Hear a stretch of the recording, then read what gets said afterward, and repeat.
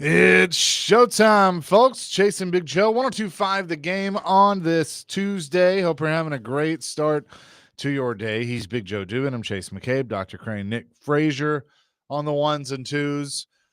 And another day in Titanland. What's up, JoJo? Just having a good day so far and just understanding again that Monday nights aren't really the best night of the week to go out and have a little good time. But we'll learn throughout the show today. We did. It was okay. We went to the TAB Awards last night at the Country Music Hall of Fame in the Omni. We stayed at the Omni, which was probably a good thing. Yeah, it was a good time. We didn't win, but that's all right. It was nice to be nominated and be recognized. So yeah, I mean, if you could win everything, what's the joy in it? Yeah, right? exactly.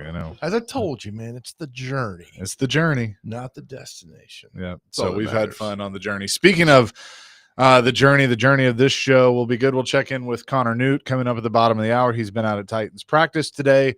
See what happened there. Tim Hasselbeck will join us at 1 o'clock as well, and get his thoughts on Cam Ward and the Titans to this point. So looking forward to that. All right. So I didn't hear it this morning, so I'm excited. I purposely did not listen to it so I could react during our show to questions from Paul Kaharski to Bill Callahan regarding Jeffrey Simmons. Callahan. You mean Brian? Whoever. They're all going to get fired. It doesn't matter at this point. From Brian Callahan about Jeffrey Simmons and practice not getting thrown out. So is this the full exchange? Okay, cool. This is the full exchange between Kuharski and Brian Callahan. It seemed like your scuffle yesterday didn't match up with the sins that you've been preaching, the brotherhood stuff that you've been preaching. Which you take on one unfolded?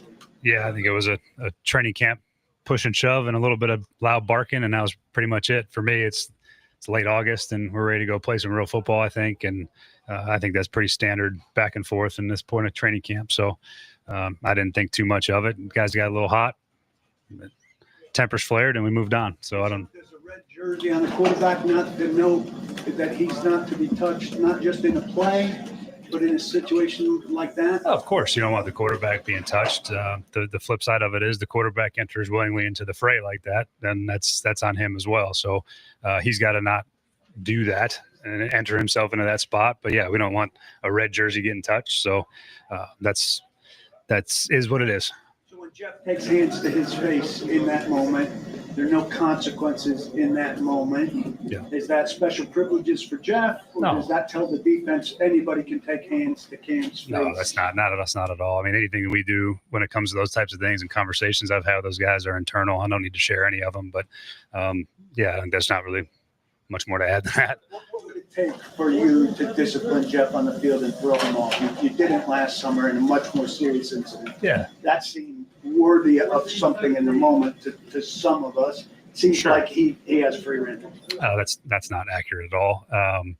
Look, I don't know where this throwing out of practice thing came from. It's pretty bothersome, to be honest with you. I've worked in the league for 16 years with a lot of really good head coaches, and I've never seen a player thrown out of a training camp practice for some pushing and shoving and some cuss words. So it doesn't register to me the same way. I don't know what it's like been before here or anything like that, but I've coached a long time, and I've been around training camp since I was 15 years old. And the amount of players I've seen thrown out of a practice is I can't even remember one that ever happened. So I don't know where that comes from. I don't know what that desire to see that happen comes from. I don't understand it. But Jeff he left the practice field after that play, just like we'd ask all our assistant coaches, if tempers get hot, take the guy off the field and cool him down, and practice ended 2 plays later. So I don't understand all that, but I think all my conversations with Jeff and the players involved, and now that those are internal.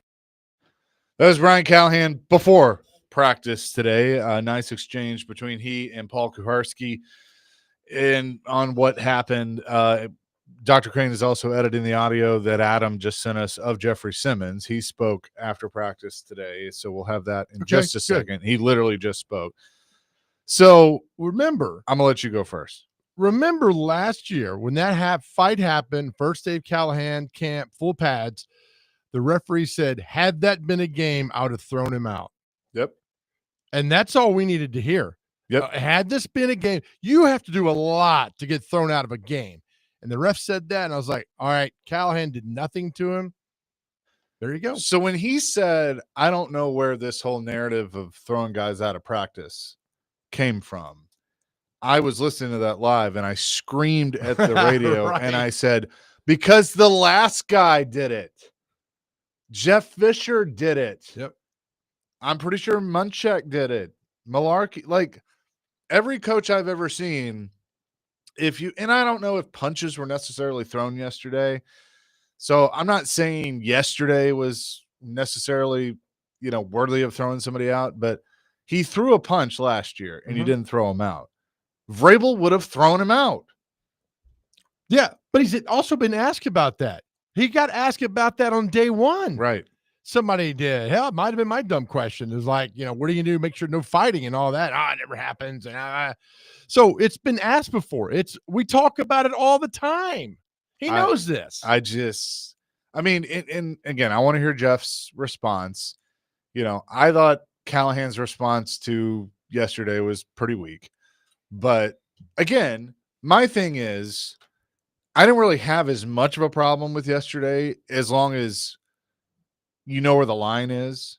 And I've read a couple of tweets that I think Jeff recognizes, like, hey, I don't need to hit the quarterback. Yeah. But my thing is, it just feels like this, and this is kind of talking out of both sides of my mouth, because he is right. Training camp scuffles are going to happen. That's a part of it. And I don't hate it when that does happen. Like if there's pushing and shoving between players, but it also feels like this team doesn't have a lot of discipline. We have it. Here's Jeffrey Simmons.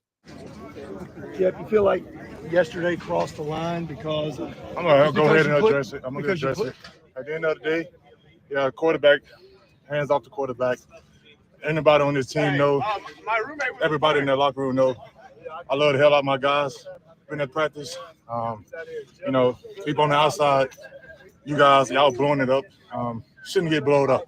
The training camp, temper flares, move on. At the end of the day, can't touch the quarterback. It's the same thing. If we joint practice and somebody touch our quarterback, trust me, I'm going to be the first one in there. So I respect the hell out of our offense for having their quarterback back, having our quarterback back. But at the end of the day, it's football. We, offensive line, defensive line, trenches, it's hot. Temper flare, we all tired. At the end of the day, we family. We moved on from it. We're not going to keep talking about it each and every day.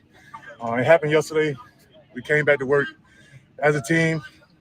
Yesterday, we left it on the field. Came back, got the correction, moved on. So hands off. I'm done talking about it. That's it. Any football questions, that's that. So hands off the quarterback. You Next put your question. hands on the quarterback, and it's our fault. Anybody got a football question? That's a football question, Jeff. What do you tell the guys? Oh, just when I thought you were getting there, Jeff. Just when I thought you were getting there. I was with you. I thought the answer was exactly what I thought he would say. And you won't answer the follow-up. Oh, no, and then it's man. our fault. It's our fault. Oh, he blew it up, man. That's why he spent all day yesterday making plans. Blow it up. Like Yeah. he talked about. We're going to blow it all up. Yeah, I it's our just- fault. I just – go ahead. The welcome is worn. I mean, Yeah, it's get the assets now. Just go ahead and get it. If that's the talk of camp now, of that, just get the assets, keep them out of the game, trade them, get something back for them.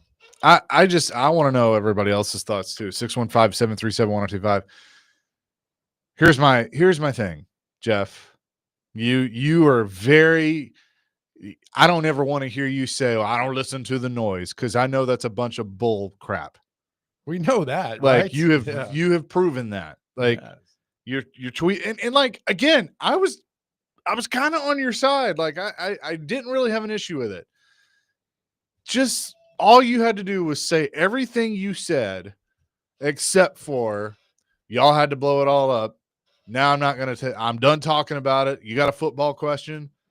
Like Paul's question of the red jersey hitting the, hands on the quarterback. That's a football question, Right. dude. It is.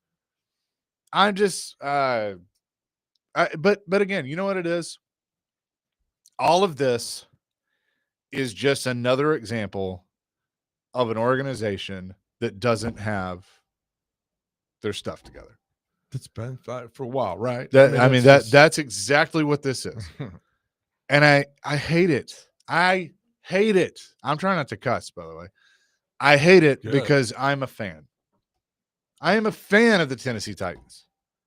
I want the Tennessee Titans to succeed. I want them to have a good season. I'm excited about Cam Ward. I'm excited about Jeffrey Simmons because I think he looks really good. And I think he's going to be dangerous. But they can't stay out of their own freaking way. It's not even it gets blown up.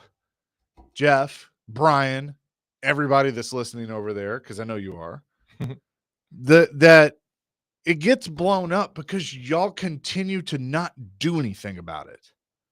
Because you allow it to linger, you allow it to sit there, and then we spend 3 hours a day on our show and the other shows talking about it. That's right. I can't wait to hear what Derek says. I mean, he's a player. He knows. But you give weak-ass responses, and then, to his credit, he goes, well, I'm going to address it. Okay. I was with him 90% of the way. But then, of course, here he goes. Well, you guys had to blow it all up. It's the media's fault. Paul asked a follow-up question. You want to say that, hands off the quarterback, okay, what'd you learn from that? I'm done answering that. And you want to say it's our fault. Whew. I don't get it, man. And then you got the head coach saying, I've been coaching for 20 years. I've never seen a guy thrown out of practice. Huh? What? That explains a lot. Somebody's looking that up currently to figure if that's true or not. No, it's probably not true. I want to know what Bill Callahan thinks. He's an old school guy. He's been around a while. If you throw a punch in practice, just like a game, you go to the locker room. It's very simple. Now he knows pretty much get away with anything and you'll be okay. And that's exactly what's happening. Jeffrey Simmons and others are walking all over the head coach. Whether he wants to believe that or the organization wants to believe that, I don't know. But that's what's happening, in my opinion. 615-737-1025. Your thoughts on Jeffrey Simmons' response to what happened yesterday, because we're spending yet another day talking about it because they don't want to truly address it and all of that. Philip, we'll get to your call coming up next. Chasing Big Joe, 1025 The Game.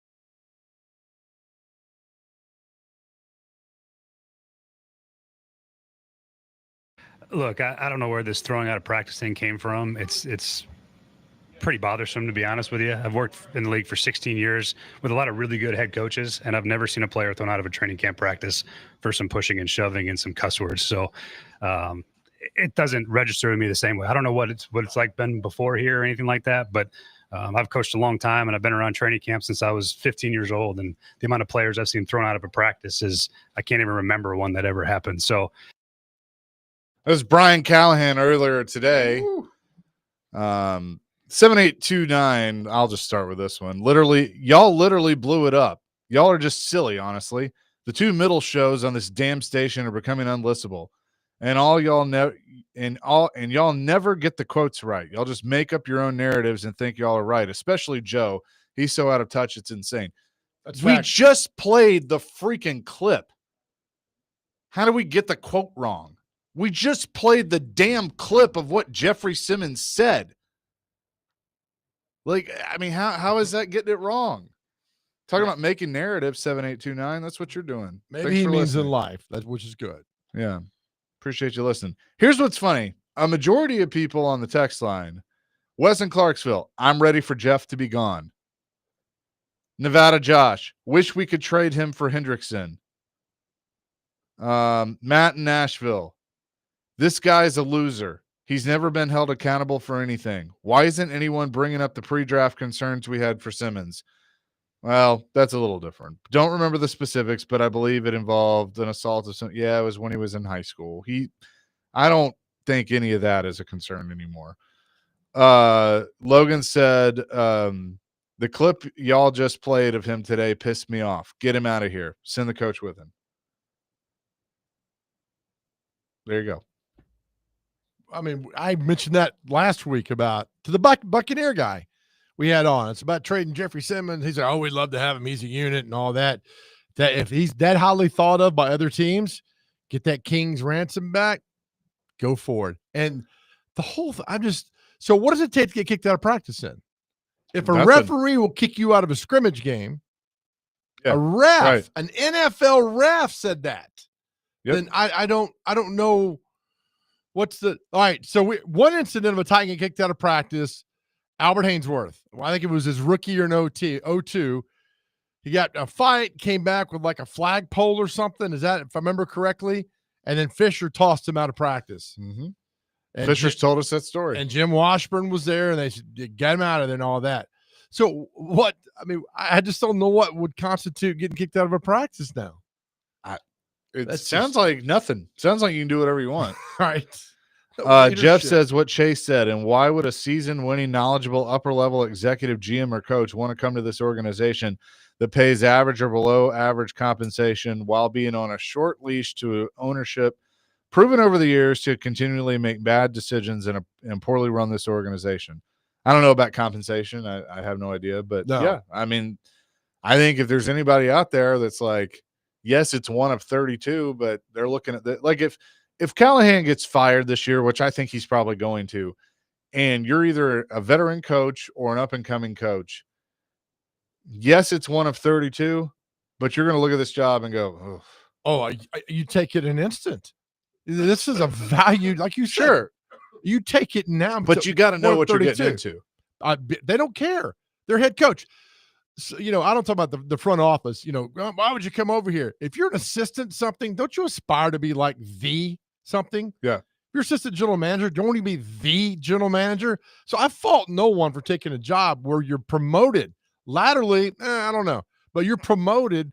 Borganzi's promoted to this job, and now Callahan's promoted to this job. And there's a lot of people that would jump at the opportunity to be the head coach of an NFL team. 9540 says, I love it. I love Big Jeff. Let the boys play. It's just practice. We need to hear Cam Wart's perspective on this. I would imagine he will talk at some point.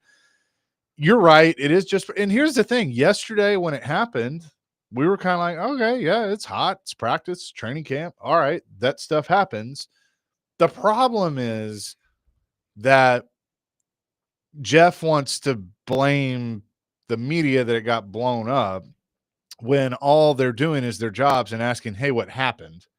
And he wants to do his prepared statements and, I'm not speaking on this anymore. And it's like, dude, if it's not that big of a deal, then just answer the questions and move on. Pretty simple. You hit the quarterback.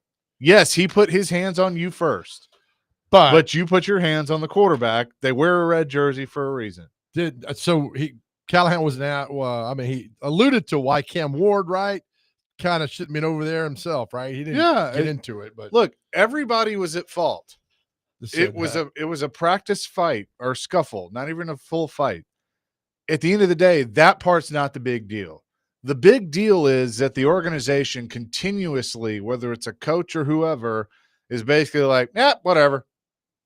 Yeah. And there's no accountability. I mean, that's my problem. 2.5 weeks from the opening game, and you used to have a pulse. Like when Fisher was here or Muncha. I mean, most teams like, all right, where is this team? How ready are they? You had a pulse of this. Now in the last 2 years under Callahan, the pulse is weak. It's very weak. And usually that's not a good thing. That's not a good thing to know that. And you could, look, you knew the Titans of 14 and 15 were going to be terrible. 16, little pep in the step, 17, 18, they built up. You just know kind of like what's going on. It doesn't feel right. It doesn't feel good. And that's not a good thing. Mike and Las Casas with a very interesting text. Callahan isn't allowed to discipline Jeff. Jeff makes more money and draws fans to the stadium. Part of that is there might be underlying accuracy. Yes. I don't know if the money part matters. I mean, most players make more than coaches. But the draw, there's something to that. Well, Deion's got the famous line last year about, you going to coach NFL? He's like, ain't no way any player who's making more money than I do is going to listen to me. And He's right. And the reporter's like, oh, he's like, no, ain't no way anybody. He goes, how do you know? And he said, because I was that player. Right. Yeah. Yeah. He's right. Right. Jeff says, guys, in my opinion, Simmons is just very frustrated with all the losing, not seeing a winning season ahead of him and being double teamed again this year. Okay. Welcome to being good. That's what happens when you're a good player. Right. That's exactly the other thing. Happens. Like, yes, he's going to get double teamed, may get triple teamed. The good players figure it out and don't complain about it. That's right. Like, I'm just something else, man. Richie from White House, I'm telling you, Jeffrey Simmons will eventually get traded before the trade deadline. He will get targeted by the reporters if they continue to have a losing season, and eventually will lose his temper, as he always does. The only coach I think that can control him is Mike Vrabel. And I think you might be right. Mm-hmm. Who was his coach at Mississippi State? Was it Mullen? It was Mullen. Dan Mullen? He might. But I don't think Jeff's going to UNLV. So no. We've talked to Fisher about this. The famous line when they drafted Albert Hainsworth, allegedly Fulmer told Jeff Fisher, if you draft Albert, better draft his mom. Yep. Austin says, I don't think it's a big deal with the Simmons thing. If he shows up on game day and balls out, then I don't care what he does. If he doesn't, then it'll be a concern for me. It's practice, and it got heated. Move on. I think there's some truth to that too. Yep. But I don't – because of the way things get handled, it's hard to move on from some of these things. That's the problem. Yeah. I should have talked yesterday, cleared the air. Don't let it fester. Don't let it bubble over. Answer the questions now. Own the narrative. Own the story. And be done with it.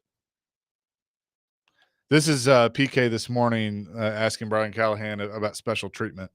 So when Jeff takes hands to his face in that moment, there are no consequences in that moment. Yeah. Is that special privileges for Jeff? Or does that tell the defense anybody can take hands to Cam's face? No, that's not at all. I mean, anything that we do when it comes to those types of things and conversations I've had with those guys are internal. I don't need to share any of them. But, I think there's not really much more to add than that. When a head coach, in my opinion, when a head coach says, I'm going to keep that internal, that's between us, honestly, I'm starting to think it means, we haven't talked about it. But I'm going to make you think that we have. And I'm going to tell you we're going to keep it internal. Yeah. Now, I believed Vrabel. I believed Jeff Fisher. I believed Mike Mularkey, Munchak, those guys. Like, I believed them when they said, hey, we've talked about it. That's going to stay between us.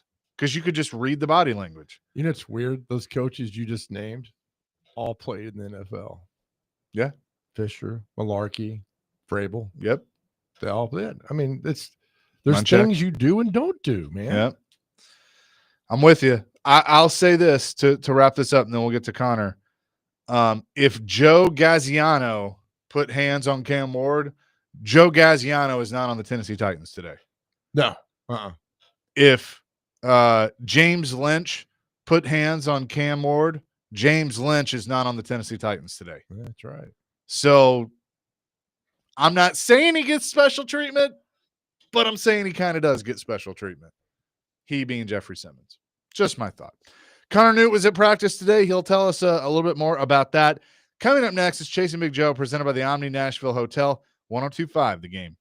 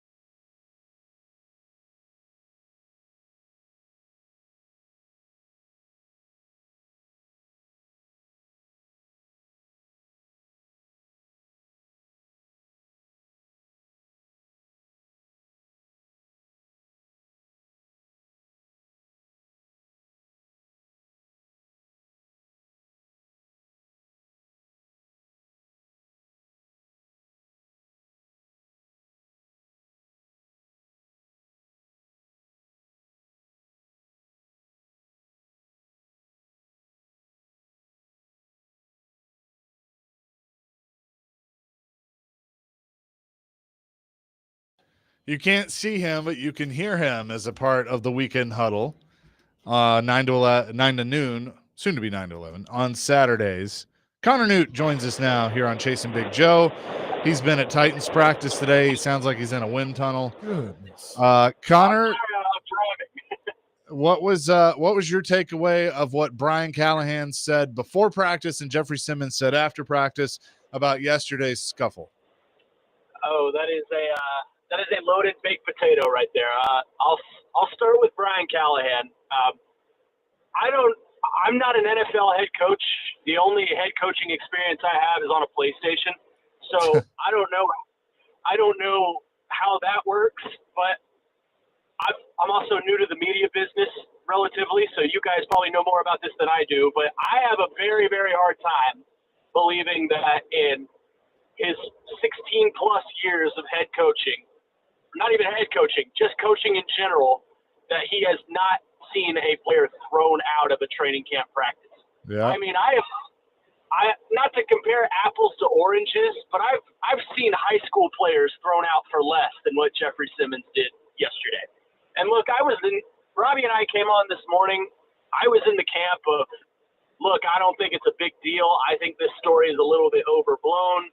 We got to just move on. It's practice. It's 148 degrees outside, so tempers are going to flare.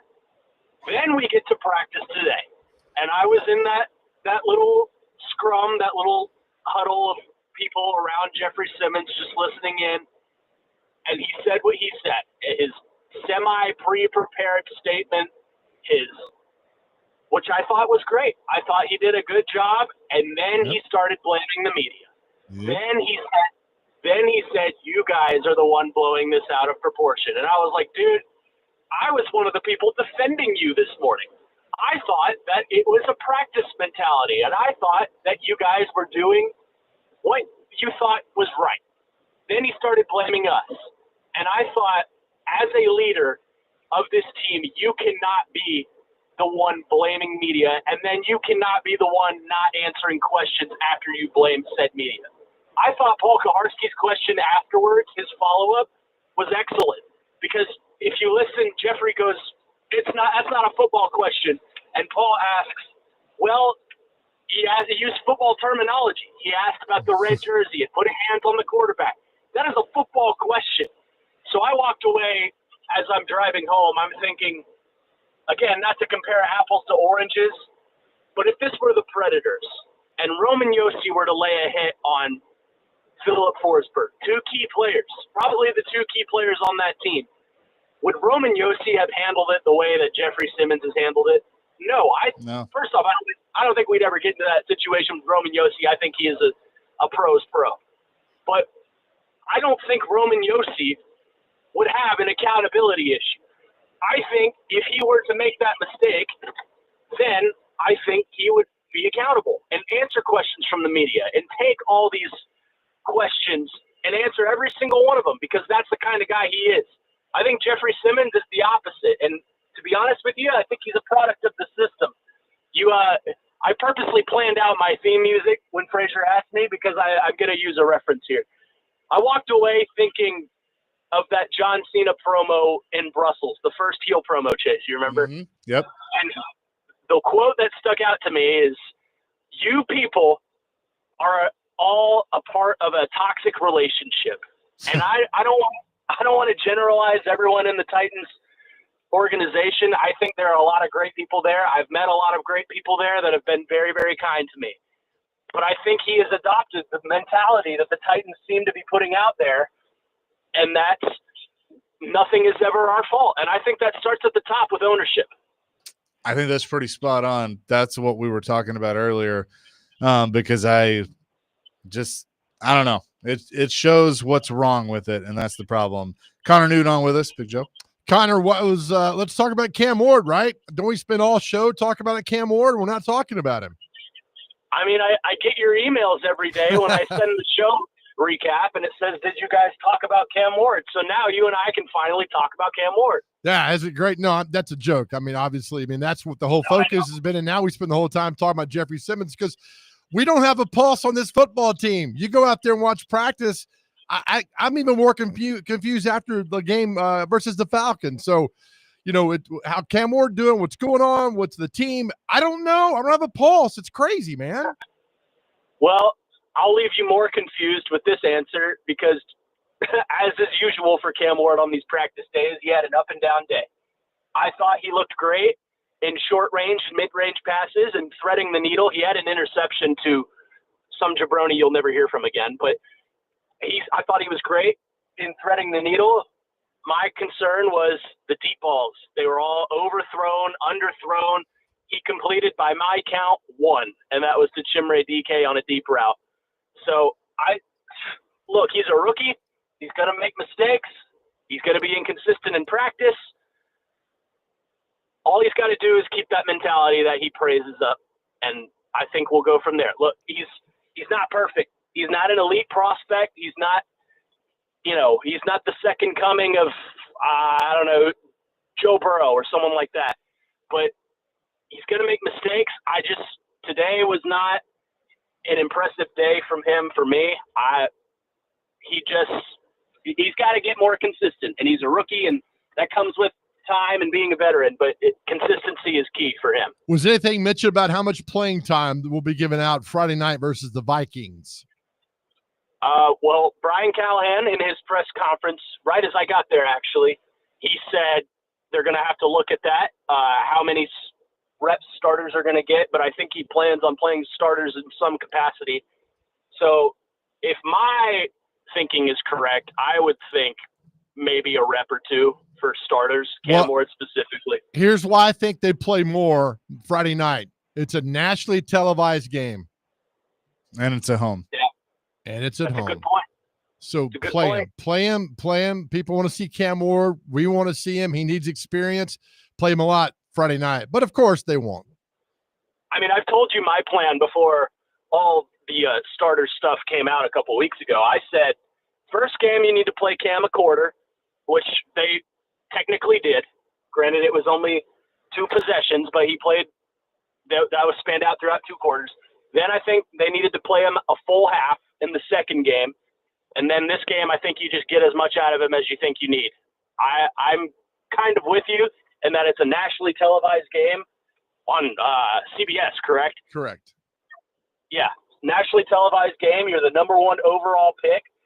This is the first time the nationwide eyes are on you in a live game setting. So I'm with you that he should play as much as they possibly can play him without getting hurt or running out of gas, obviously.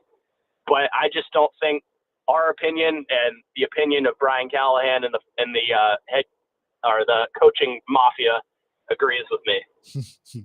Yeah, I don't think they do either. Connor, great stuff. Thanks for doing this. Thanks for going out to practice today, and we'll talk again soon.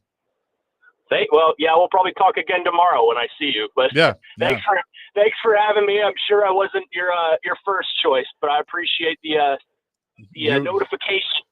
You were our only choice, my friend. Good job, Connor.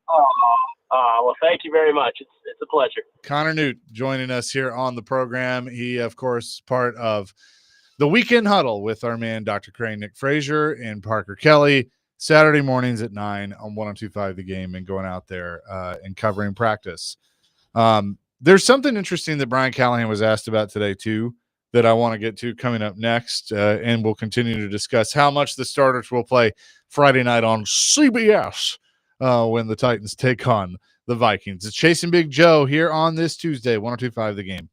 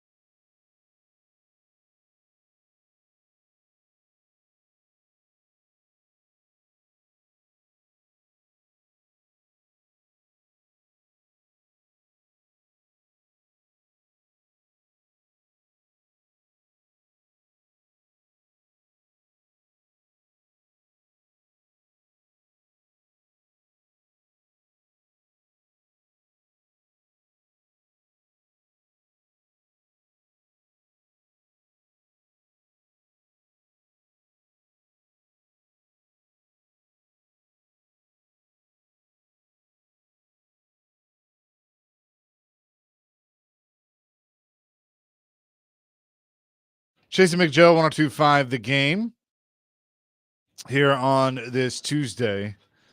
What is Steven tweeted at? Who is this supposed to be? Who is this supposed to be as the head coach of the Titans? This is not Brian Callahan. Yeah, is that him? I don't know. Oh, is that him? I don't know. It's AI. I'm It's assuming, something. yeah, they're trying to make it AI Brian Callahan. That doesn't look right. Yeah. Looks more like Nick Holtz than Brian Callahan. It looks like some random. Looks like a C-level actor from some movie. Somebody photoshopped Brian Callahan, or it looks like the guy that drops off the coffee here at Cromwell. Is that Clay? There was something that and I totally forgot to tell Dr. Crane to pull it during the break, but that's good. That's some really good hosting on my part. But Brian Callahan was asked about having the first pick in the waiver wire, and we've talked about that they can grab people, when they're waived. Obviously, when you go through cuts, there's going to be some players that get cut. This was the question. I think it's fair to assume that none of the backups on this team are safe. You guys are going to utilize the waiver wire, signings, all of that. Is there a point of diminishing returns if you add a bunch of guys who haven't been around the culture, around the scheme 2 weeks before the first game, just because you think they could be marginally better? Yeah, I think that's part of the balance of when you have that opportunity to claim players. You don't just claim a player to claim one. You got to feel like it's a real talent upgrade for an opportunity to help your team. And you don't just dismiss guys because, we've also poured a lot of work into these players that have been here for the better part of 6 months. So there's a balance. I mean, there's definitely can you find better players and can they help your team improve from even a depth perspective? Great. But there's also some benefit to having guys that have been in and around your system and know what you want from them too. So that's the fine line you walk at this time of year. And again, having the number one waiver claim allows us to be aggressive if we choose to be. And if there's players that we think can help us, I think that's certainly going to be the case. So I think it is. There's a fine line to that, and there is a balance to how much you do in that period of time. But if there's players that can help us, great. That was Brian Callahan this morning. I thought that was an interesting question.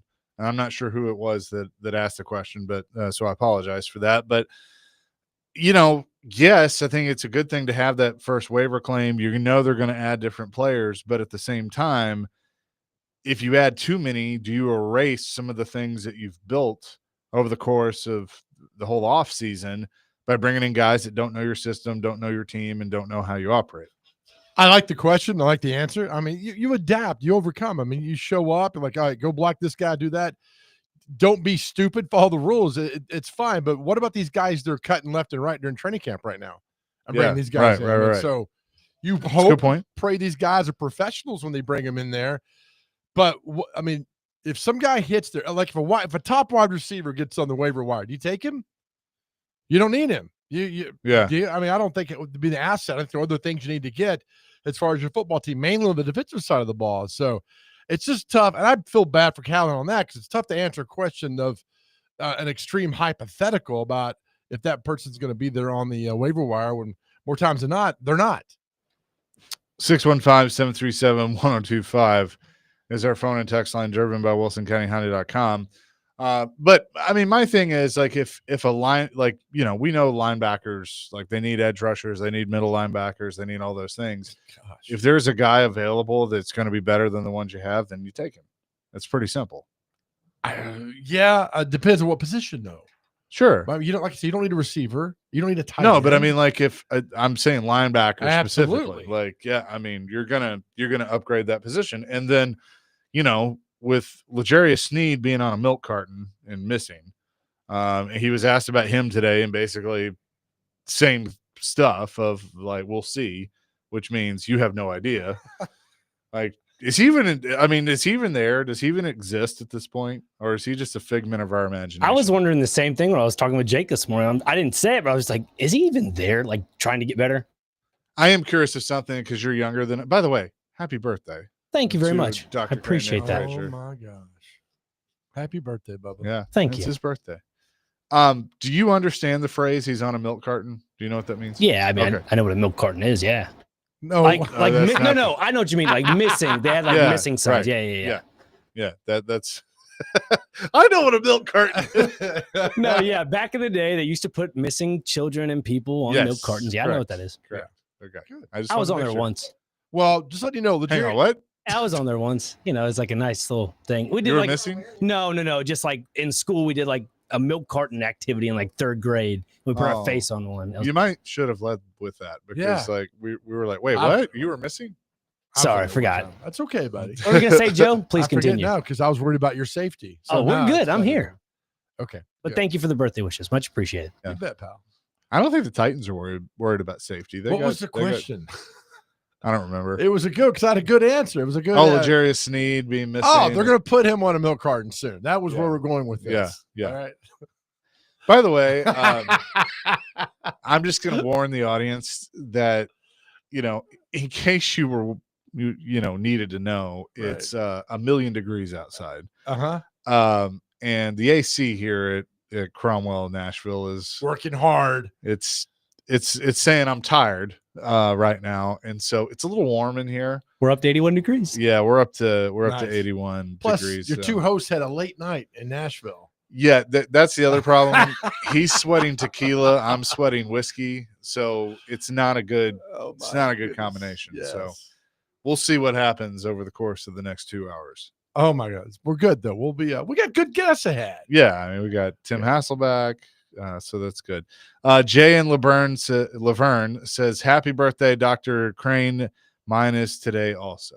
Happy birthday to Jay. Happy birthday, Jay. Is that what's the word for that when somebody points out your birthday because it's their birthday because they want you to tell you happy birthday? There's a word for that, a phrase for that, like he just did. Selfish? No. Happy birthday. Oh, today's my birthday too. It's like, I don't know. Yeah, one of those. There's a word for that. I don't know. Okay. I'll get on that for you. Don't. Just don't waste your time. Yeah. Don't touch him. Yeah.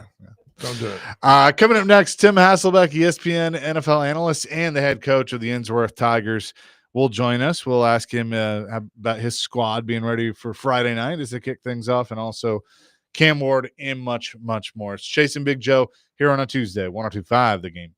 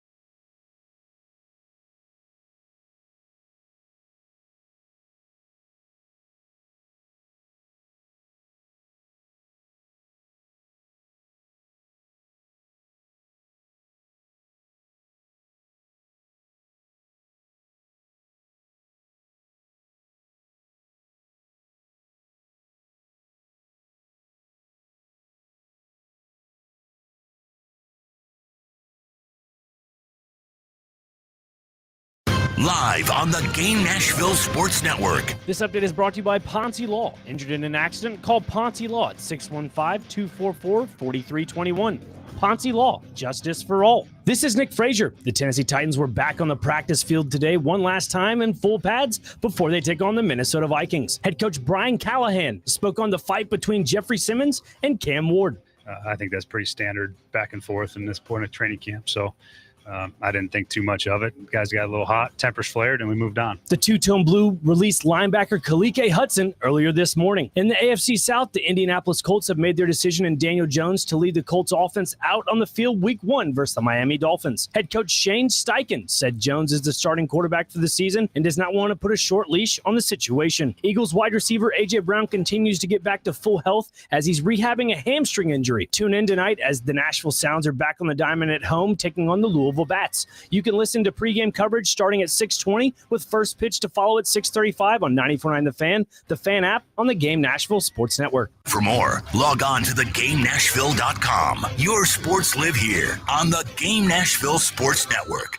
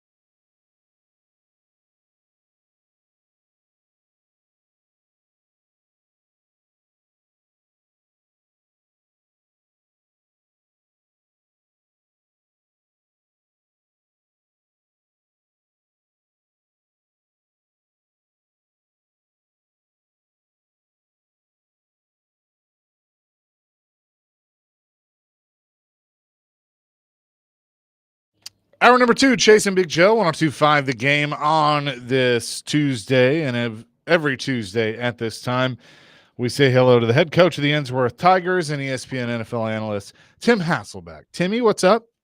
What's going on? How you guys doing? We're good. It's got to be good for you because it's game week.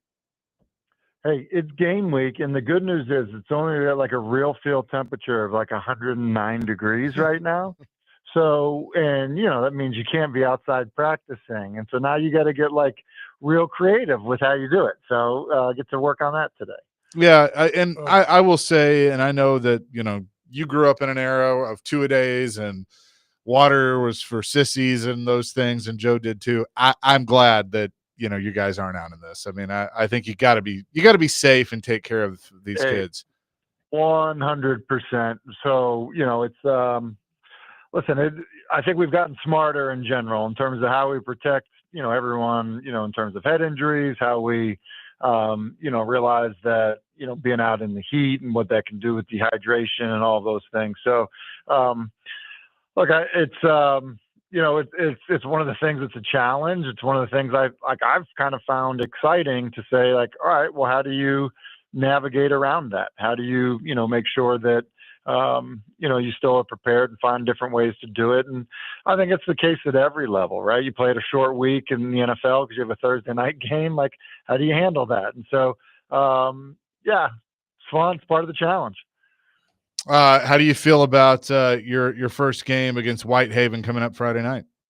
Listen, they're a really, really good football team. Big 6A school in Memphis with a lot of talent. Got 2 really good players.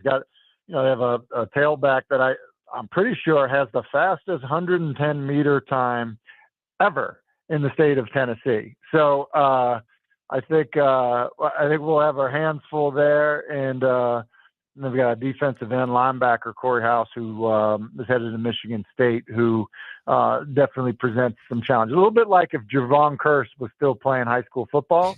It's a little bit like that. This is the freak on defense. Tim, how fast can you run the 110 meters? right now? I would say probably about a day and a half. It would take me. Oh my goodness. Tim Hasselbeck is with us on the Chase and Big Joe show. All right, Tim, we talked last week about how much you wanted to see Cam Ward. We saw very little of it. In fact, I'm even more confused about this team now. How do you approach Friday night? It's the last preseason game. The next time you step on the field, it's a real game. So what would you do Friday night? I'd play him some. My feeling on it was, especially if you looked at the stat line of last week, you'd be like, that's not that impressive. Obviously, it doesn't tell the whole story because the throw to Van Jefferson was remarkable. I mean, it's a throw that, not every quarterback can make. And so you see that and you go, okay, that's pretty good. So, my takeaway, Joe, from last week was, look, it's still a dependent position. Guys around him need to play well. And so I would play him because I want the guys that are going to be playing around him to play with him and start to make some of the plays you need him to make. So, like, if you look at the throw to Van Jefferson, like, that's a play that needs to be made. If you look at, I believe it was on the last series, the 3rd and 2, where he throws the inside fade, I forget who it was to at the time, but, like, he doesn't even really locate the ball, doesn't make a play on the football. Like, that's just not good enough. I don't care who the quarterback is. Guys around him need to make plays. So that would be kind of my first takeaway on it. My second takeaway on it would be, I thought he was very aggressive with the football. And I think that at times that's fine. Like, he has the 3rd and really long, and he tried to fit one into a close window. But I think there's also times where you go, hey, it's 1st and 10, it's play action. The underneath coverage is soft.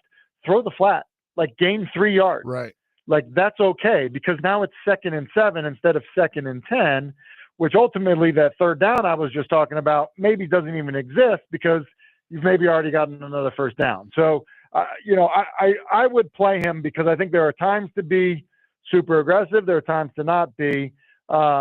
He seemed to be pretty aggressive, but then you also need guys to make plays around him. 19 days out from the opener versus Denver. How much are they game planning Denver, do you think, or none at all? I think they're putting certain stuff in, or they're at least trying to get certain looks. Not, in a 12-play period, not over 12 plays, but you may sprinkle in, 2 or 3 reps of a front or a blitz that you might get just to make sure that you're coaching it so you're not coaching it all at once.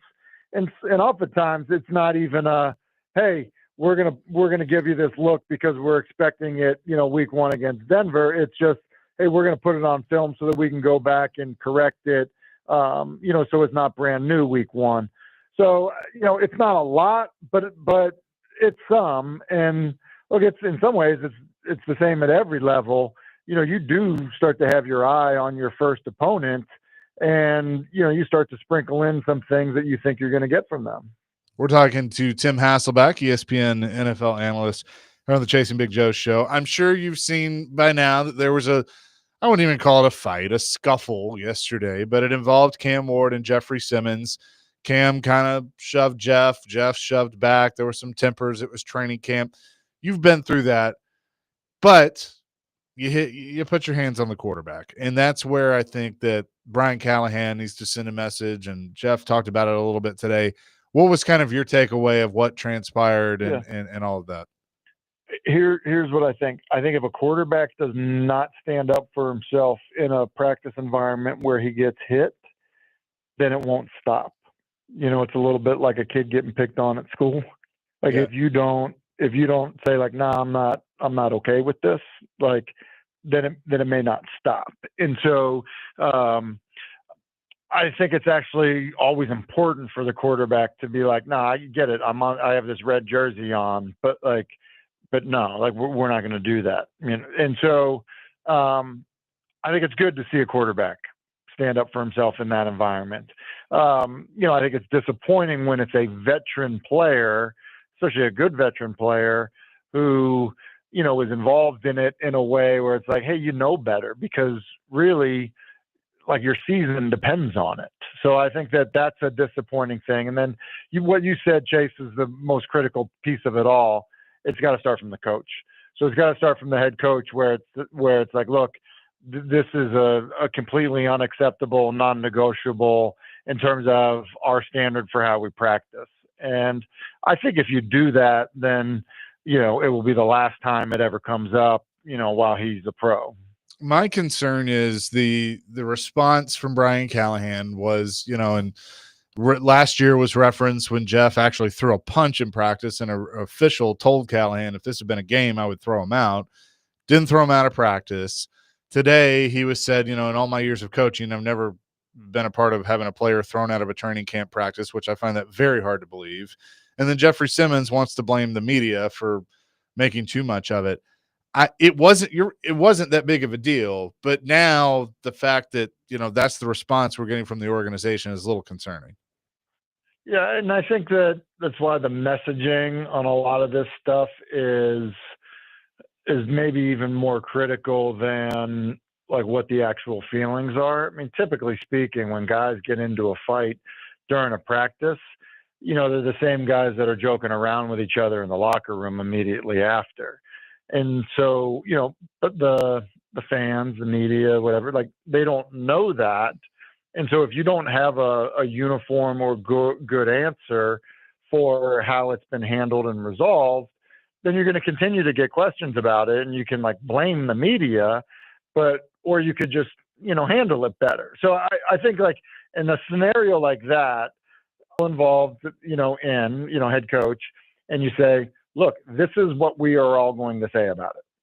Like, this is what we're doing. Just like we have a meeting tonight at 6 that you're going to be there for. This is what you're going to say about it. And it's pretty something that's like, oh, hey, it happens. I lost my temper. And, I know it can't happen again. Boom, move on. And then everyone moves on. But if you just kind of leave everyone out there for their own response, then you're not buttoned up and handling it the way you need to handle it. So, I mean, that, to me, that would be the learning lesson in all of it. And last one on it, the thing about this is Cam did kind of start it. He shoved Jeff first. So that was after he was contacted. Yeah. Well, there was tempers already because I mean, it was training camp. But do you like that in the quarterback of like because they've been jawing all of training camp. I mean, there's been a lot of trash talk. Well, I'll just tell you right now, like if a quarterback gets hit in practice, like I would expect a fight. Yeah. Like I'm thinking about, shoot, like when I was in Washington, if Mark Brunell would have been hit, like he'd have thrown the football at the guy and started a fight. Like that's just like, it's what you do. Like if someone hit Eli Manning at the Giants, like the offensive line, like it would have been a fight. Like it just, like that's just the standard for it. Like where, there can be no, like there just can be no gray area with that stuff. So I'm, and because here's the thing, every defensive lineman, every linebacker, anybody that comes on a pressure knows that you stay away from the quarterback. Like coaches can tell, like, okay, you'd have gotten home. That's fine. But you got to know how to practice better. There's a lot of linemen that get cut in the pros because they can't stay on their feet. And coaches are like, look, we can't practice with that guy. He's always on the ground. We're going to have guys get hurt because he can't stay on his feet. So, like, it's part of being a pro and practicing. So, yeah, to me, I would expect to fight if the quarterback's hit. We'll have more with Tim Hasselbeck coming up next here on Chasing Big Joe, 102.5 The Game.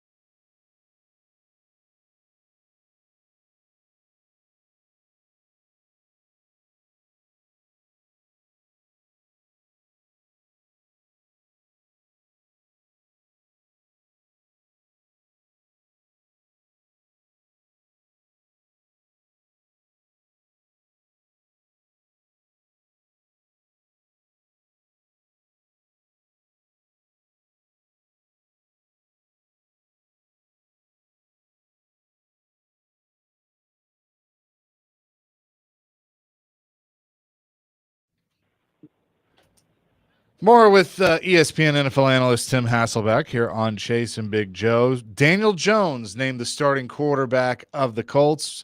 Anthony Richardson will be the backup. What do you think about that move? A little bit surprising just because, just what's been invested in Richardson, but not surprising based on performance, injury, all of those things. And I think that, it was kind of a signal to it when they said they were bringing in competition. And so they brought in competition, and that competition won. Do you think, though, that Jones getting the kind of a second chance, I know he was with the Vikings for a part of last year too, that this is what he needs to jumpstart his career? I do believe it'll benefit him. Now, he's struggled with injury as well, so his availability is a big piece of the puzzle for, what the future of his career is. But he had a time in New York where he just wasn't surrounded by enough talent to really get a sense of how good he potentially could be, because physically, he's a very talented player, and I think most people believe that, in the right environment, he can be a starting caliber quarterback. The problem has been that he hasn't been healthy, and he hasn't really had those opportunities. And typically when that happens, you don't get the chance.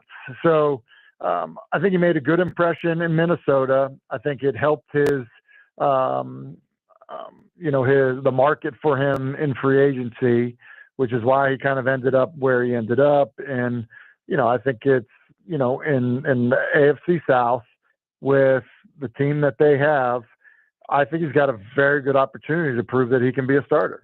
Tim, talking about that, like being the quarterback in the right fit, we always default to Elway, Montana, and all those guys being the right fit, but it just shows you what you're talking about right now, how hard it is to find the right fit. I mean, it'd take you forever. Some guys never get it. It's so true, Joe. Look, I think my brother is a prime example of somebody that really benefited from being in an offense that really suited him. And, he got to become, a master of that offense. He was in it for, over a decade. And then I think of other guys like Kurt Warner who, were in a really good fit in St. Louis. Then he goes to the Giants and he gets benched. It's a terrible fit, does not do well, ends up in Arizona. It's back to a better fit, and he plays great again. Now he's in the Hall of Fame. So it 100% at the quarterback position. There are some quarterbacks, very few of them, to your point on like Elway, probably would have been good in any system. Peyton Manning, probably been good in any system. There are certain guys, it would work no matter what you put them in. And then I think there are some guys that, the scheme, the way you read things, is it mostly progression reads? Is there a lot of post-snap, route adjustments? All of those things, can impact how a quarterback plays, along with, okay, how good is the supporting cast that you're with? So I think it's a big deal. Some guys aren't good enough to do it no matter what the scenario. Some guys are good to do it in specific scenarios, and then some guys are good to do it no matter who they're with. How much time would it take you to explain your team, the arc of Rich Gannon's quarterback career? Well, I would pull on some of that Raiders film and I would show the quarterbacks. I'd be like, yeah, dude was an MVP this year because like he mastered this offense. Right. And he was like, you could see his feet turning to like the next guy in the progression before his, head and eyes were even getting there. Like it was just ingrained in him. So like Gannon's another great example of a guy who in the right, fit in the right environment, like you can be as good as anybody. So like, I think the question ends up being, Joe, like when you look at who are today's Rich Gannons? Is Baker Mayfield, can he be that? Jalen Hurts kind of proved that maybe he was that, a year ago. So I think those are the things that I think you look at it and you say, well, look, if you really watch the history of the NFL, there have been guys that have done it, taken teams to Super Bowls, in some cases won them, and it's because they really became a master at something that they really were a great fit for. Yeah, he's just a great example you talk about, who was probably said after the Vikings there, hit the road and he got another chance. And I don't know if you saw the Tom Brady speech. We're kind of revolving to this side of the fence, is that the opportunity, when that opportunity comes, are you ready? Because Brady's like, look, I'm no better or worse than anybody else. When the opportunity came, I made it happen. Yep. Is it about opportunity? It definitely is about opportunity. And when you get it, like, you really need to like grab it by the throat and own it. I mean, that's just that's what you have to do. And so like Brady's a prime example of, look, if Brady would have gone in and been just okay, well, they would have put Bledsoe back in. That's basically, the case for a lot of these guys. It's like, well, you better really, like when you get that chance, like really deliver on it. So yeah, I think that's a big deal. And if you don't on your first opportunity, you may never get one again. So like, let's take Will Levis as the example. Got his opportunity last year. Look, was it the perfect opportunity scripted for a young guy to have success? I think we would all agree, no, it was not. So then shoulder surgery. Well, like, is he ever going to get a chance to be a starter again, compete for a starting position again? Like, who knows? If you were going to say to me more likely or less more likely for that to happen or less likely for that to happen, I'd be like, it probably never happens again. And I think that you could say Trey Lance, a similar thing. Like, it's just, that's how it goes. So, that would be, why, sometimes guys just get one opportunity. We're talking to Tim Hasselbeck, ESPN NFL analyst. We obviously have been keeping an eye on the Patriots here, obviously because of Mike Vrabel taking that team over. Do you feel that they're going to be better enough and improved where they could compete with the Bills for the division, or do you think that's still a year or so away from that and they're looking at going to maybe 7, 8, 9 wins, somewhere in there? I don't know that they're on the heels of the Bills, because I think the Bills are a really good team. But I do think there's going to be a massive improvement. So what did you say, 7, 8, 9 wins? Yeah, somewhere in there. I think they can be a playoff team. I don't think they're winning the AFC East, but I think they can be a playoff team. You guys have probably heard me talk about, maybe I haven't, just because, just back on with you guys recently, but I think Drake May is the real deal. Yeah. I think Drake May is as good of a quarterback prospect that I think I've evaluated in the last 17 years. Like, I think he's that good. And I think Vrabel is an outstanding coach. And, Josh McDaniel did not work as a head coach, but his track record as a play caller in the National Football League has been really, really good. And he's going to put a lot on the quarterback. May is really smart. So, I think there's going to be drastic improvement out of New England. The NFC North is intriguing as well because the Lions and what they've done, the Packers continue to get better. We'll see with the Vikings and then the Bears. And, we had a national broadcast the other night with the Bears. I thought Caleb looked really good in the short amount of time that we saw him. I think he pairs well with Ben Johnson. So could they be a team that makes some noise this year? Yeah, I was skeptical. Obviously, the performance the other night and what the offense looked like, is maybe kind of like, all right, like maybe there is something here. Look, they're a unique situation where they weren't very good, but I think by and large, people thought the roster was, not a roster that you would typically get with a team that would have the number 1 overall pick, right? And it was because of some unique circumstances. And then you draft a quarterback that, is, at least potentially a very exciting playmaking type of quarterback. And I think he's been disappointing, if I'm just being real. Like, his leadership style or lack thereof, I think all of those things have been probably a little bit concerning as I've watched it. But now some, better quarterback play and creativity on offense, I think they're in a brutal division. I don't think they're going to win their division, but I think the changes in Detroit, I think, an injury early in the season to Jordan Love, like maybe it ends up being a little bit more competitive in that division, and the Bears can be a team that's making noise. Before we let you go, I'd like to pep you with some good, fun questions. Okay. You cannot use Montana Rice. Who's the best wide receiver quarterback combo, in your opinion, in the history of the NFL? Wouldn't you have to go that year with Brady and Moss? That the 09-07 year? So are you saying just 1 year, or like over the stretch? It could be over a stretch of time. Yeah. So if you can't go Montana Rice and it's over a stretch of time, it's Peyton Manning, Marvin Harrison. Oh, that's a good one. I mean, it's a little ahead of that Hasselbeck guy who had a comb over in Lavernier's Colt. a little bit ahead of that one. I think we got a lot of traction off your Levin Favre comment about quarterback, because I love Marino. And, you bring up Marino, Tim, and the first thing people say is? Mark Duper. Oh, no, he never won a Super Bowl. Oh, okay. But, yeah, but Duper and Clayton don't get the love they deserve either. My mind was on the receivers. Right. Hey, I do that sometimes to my team. I'll be like, do you remember what I told you guys yesterday? And everyone just like blank stare looking at me. I'm like, golly, I guess we're going back to say that, cover that again. Well done.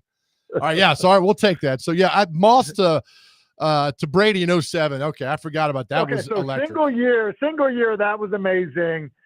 Like the Manning Harrison thing was absurd. And obviously Reggie Wayne and Dallas Clark were a part of it. But like those guys were ridiculous together. I mean, just for such a long period of time. Yeah, I totally agree. He is Tim Hasselbeck, the head coach of the Innsworth Tigers and ESPN NFL analyst. Tim, good luck to your guys Friday night. I know it's exciting going into year 2, but going to be fun. Cool. Thank you, guys. Fun to be on with you. See ya. Absolutely. Tim Hasselbeck joins us every Tuesday at 1 o'clock. We'll come back, react to that and much more. Coming up next, Chasing Big Joe, 102.5 The Game.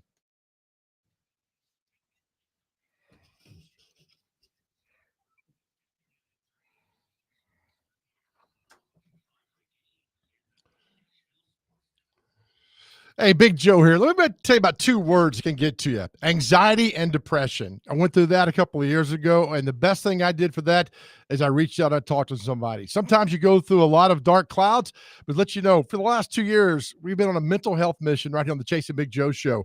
We tell that if you're struggling, as I said before, please talk to someone. Talking to someone saved my life.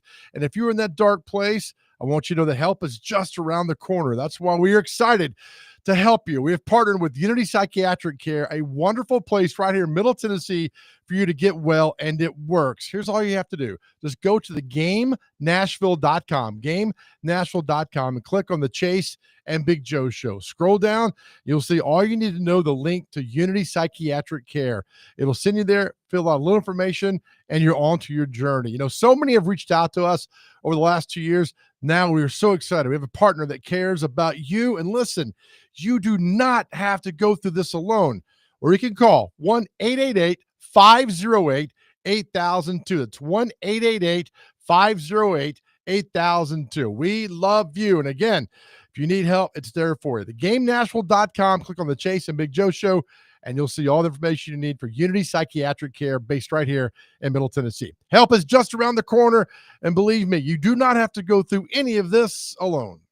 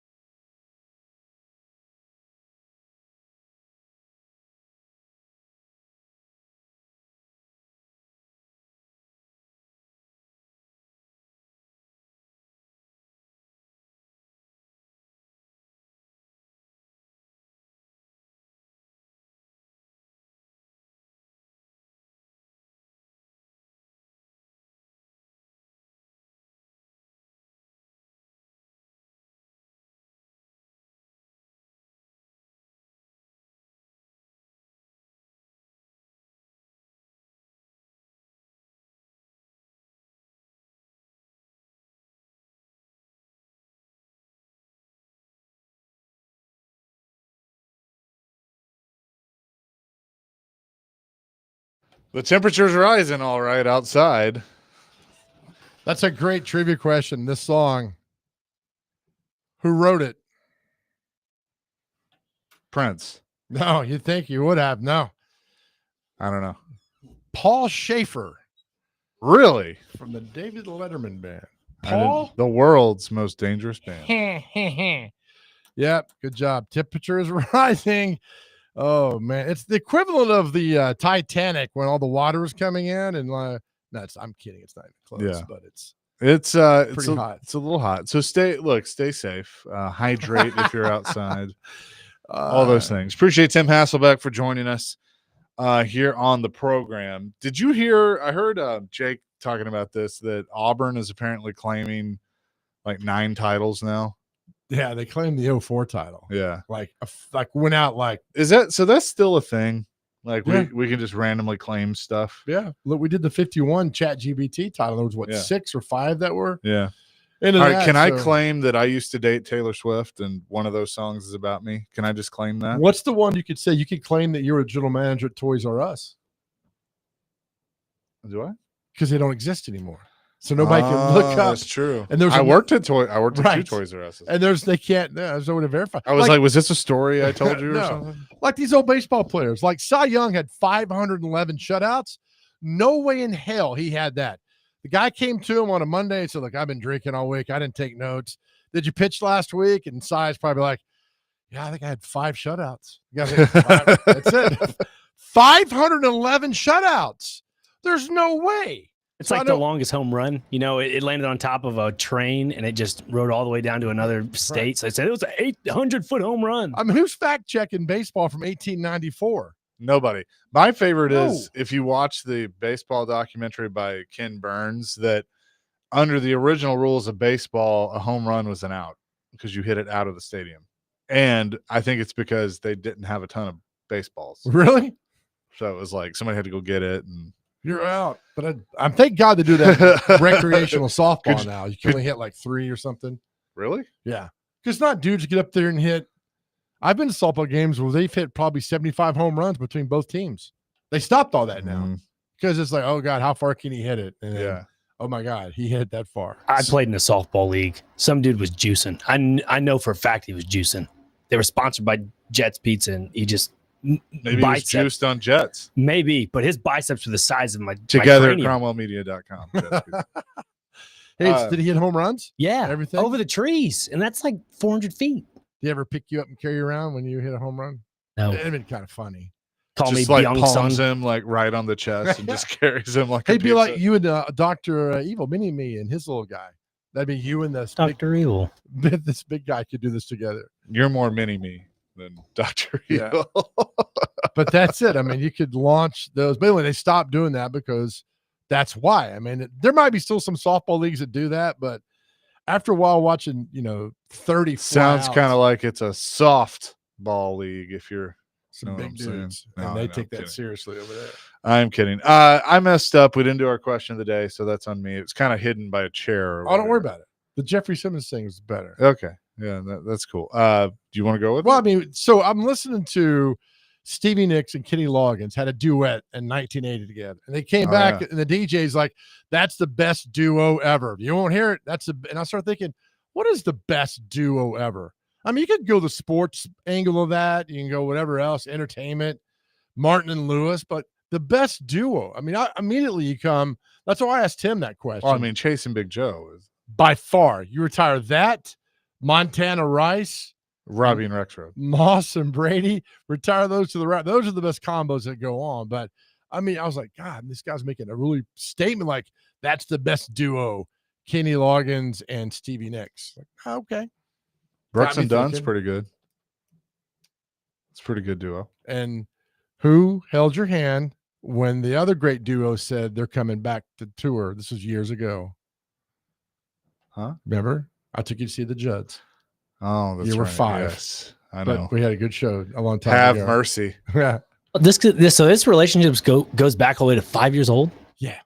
It's. I got caught breaking into Paschetti's and Bellevue. Chase's dad called me and said, "Hey, listen, there's a life lesson here." And then so for years, It was a life lesson. He just wanted something to eat. That's wanted right. lasagna. That's all I wanted. Can I point out something from last night? Sure. So we're at this, it's a nice dinner that they have set up for the TAB at the Country Music Hall of Fame. And, everybody kind of has their plate and they bring them out. Big Joe is literally the guy at the table that, like, you take a couple bites and he goes, "Hey, you going to finish that?" Amen. Yeah. I had 3 plates. You did. Yep. Did you see what I did at the bar later? No. I ate half a pizza that wasn't mine. I am going to eat your food if you leave. I've eaten other people's food my whole life. So I think it was Holly last night from our engineering staff was like, "You're going to eat that?" I'm like, "Absolutely I am." Pizza's sitting there. I'm eating that. If I'm hungry, I'm eating that. And it's in the Omni. It's not like I got it off the street. So I'm like, I'm eating this pizza. I don't know whose it is, but I'm eating. I ate the pizza. I will eat your food any chance I get. And you guys know this. Hey, look, it's fine. Make no apologies for that. With the dinner at the Omni, very good. We had some coworkers here that weren't hungry. Yeah. Might I have your chicken? Sure. Might I have your chicken? Sure. I ate your food. So you had 3 pieces of chicken. I had 3 entire plates. Pal. Yeah. And I saved your food because you were not the seat when the food came by and they tried to skip you. And I said, no. No, thank you for doing that. Yeah. I appreciate that. And I was hoping you a lot of assumption going on with that. Right. Well, you weren't there. Well, I know. I think I went to get a drink. Yeah, that's right. But they come by. If they don't see you're sitting there, they take that plate and move on. I'm like, no, not tonight. They need to leave that there. They do. Yeah. Just leave. I'll be back. That's right. I have to let them know that too. Yeah. Well, good. I appreciate that. So best duo ever. So it can be sports. It can Whatever. be I'm gonna say the Hart Foundation, Bret Hart and Jim the Anvil Neidhart. We go with that. Are they? Don't hate me. Are they still alive? One is Bret is. Okay. Jim the Anvil's gone. Yeah, he passed. Oh, man. I'll go. Yeah, no. You could say the Road Warriors, the Mega Powers of Hulk Hogan and Randy Savage, who are no longer with us. That's right. But, yeah, Pretty good duo. Okay. yeah, we got some good wrestling duos. With that, Dr. Crane, who's your favorite duo? I told you before the show, like Tom and Jerry came to mind, Batman and Robin. I mean, Can't use Batman and Robin. hey, Robin so then didn't do much. I did say Smash and Dash, Chris Johnson and Lindell White. Pretty good It's an duo. interesting one. Yeah, 2008, not bad. I like that. yeah. Tom and Jerry. We like it. One's fast, one's big. Plow through the lines. What do you call him? Thunder and lightning. Mario and Luigi. Tom and Jerry. Let me give me 5 seconds real quick. That's the most That's all you need. violent cartoon of all time. Don't they just beat the snot out of each other? Yeah. And now you're worried about today's cartoons. I actually, what's hilarious, if you go back and watch like old Bugs Bunny and Tom and Jerry and like some of these cartoons from way back in the day, when we're kids, we're like, oh, it's funny. And now I'm watching them as an adult and I'm like, right. how did they get away with some of that stuff? Yosemite Sam chased somebody into a saloon, a cartoon, but didn't say saloon, and shot him like 8 times and walked back out. And just like, what the hell is going on here? This is like 1970 something. So And there's so many, there's a lot of innuendos in some of those cartoons too. I just think those cartoons built a thicker skin for children's comedy. Yeah. They did. Now we got, what do they have now? Bluey and Miss Paw Rachel. Patrol and Paw Patrol. Enough about Miss Rachel, please. I can't. My granddaughter loves Miss Rachel. She's got 30 million YouTube subscribers and makes like $1 million a month. Who is Miss I don't know who that is. She is like Barney without the costume. Okay. I would say more like Steve from Blue's Clues. Okay. Yeah. Yeah. And the whole time I'm watching this with my granddaughter, I'm thinking, why did I not think of this? Why? It's just, one of the other popular shows was Dinosaur Train. What do boys love more than anything else? My son loved trains and dinosaurs. Put them together, make a show, and there you go. Right? And that's it. Trains and dinosaurs. That's it. That's all they love. Ninja Turtles. Right? It's a good one. Here's it. Best duo in cartoons. Pinky and the Brain. That you probably missed that. Yeah, what was that? It was like I think it was on the Animaniacs, but then it became its own thing. It's these two mice. They're like lab mice. and one is like tall and one is short with a huge head. He's the brain. Right. Pinky's the other one. And the whole thing is Brain is like this evil mastermind, and Pinky's like, what are we going to do tonight, Brain? The same thing we do every night, Pinky. Try to take over the world. Yeah, and that's what Brain. that's what Okay, all right. it was so stupid, but it was hilarious at the same time. All right, cool. Like half these cartoons that we watched, a stoner made, like they were probably stoned out of their mind and created them, and it's just like I don't have to be stoned to laugh. Like it's funny. Yeah, SpongeBob does a lot of that. SpongeBob, yeah, dropped 100%. a lot of adult humor. Like you cannot tell me that whoever created SpongeBob was not under the influence of some sort of drug. I 100% agree. Absolutely. like, hey, I'm just gonna make a talking sponge and a squirrel that lives under the sea. Like, what was the original Mickey Mouse? Didn't his girlfriend leave and he was gonna jump on a train or something? Steamboat Willie. Yeah, that was something. But maybe it's the Mickey Mouse, like one of the early ones. They kind of made it like kind of a dark character of. Yeah, it was black and white. Yeah, I know that, Goofy, but like he's going through some things. So but anyway, back to your Tom and Jerry. That's when I think of Tom and Jerry, I think of just two dudes beating the snot out of each other, which they did. Would cheeseburgers and fries go as a good duo? Actually, yeah, I'd say so. Yeah, especially when you mentioned at 1:45 and we got another hour and 15 yeah, minutes. Thanks for that. Could you build an appetite? You got 15 interns down there. Send one to Sonic. What baseball best duo? Oh, that's a good question. I mean, Maddox and Lopez was pretty good. Or how are you going to are you going pitcher catcher or are you? I back to back like 3 or 4 like hitters. Gehrig, Babe Ruth. Yeah. Duo. Boom boom. Chipper Andrew, the Jones pretty boys. Good. Hell yeah. Wainwright Molina. Yeah, that was good. Man, that's a really good question. 615-737-1025. That's our phone and text line driven by WilsonCountyHoney.com. The best duo, sports, non-sports, whatever. Yeah. I think I feel air. You might be correct. Yeah, you do feel air. Right. Oh, what a good job, Chase. What a development. We'll have more on that coming up next. Chase and Big Joe, 102.5 The Game.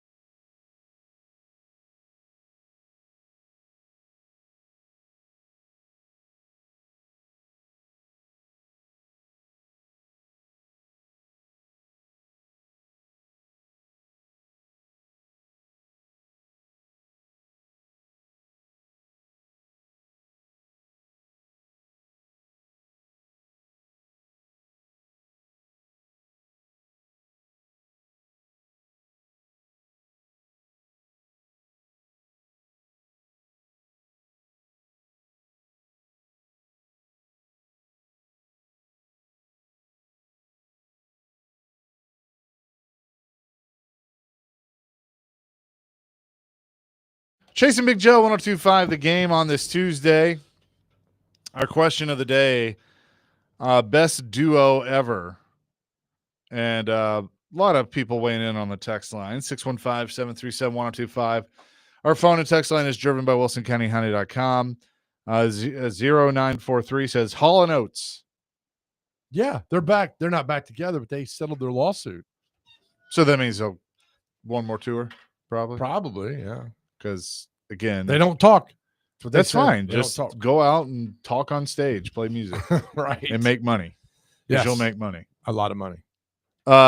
Vincent and Dixon, Cheech and Chong, Peanut Butter and Jelly, Milli Vanilli.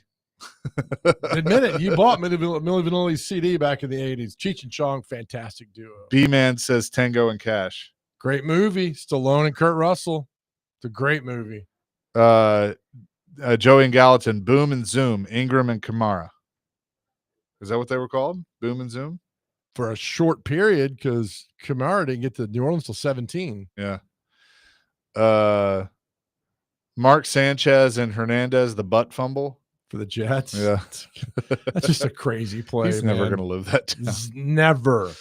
0178, the Bushwhackers, which was a tag team. I did some event with them years ago, and they were like 3 times as loud as you think they would be. Jack says Simon and Garfunkel. I can go wrong until they broke up.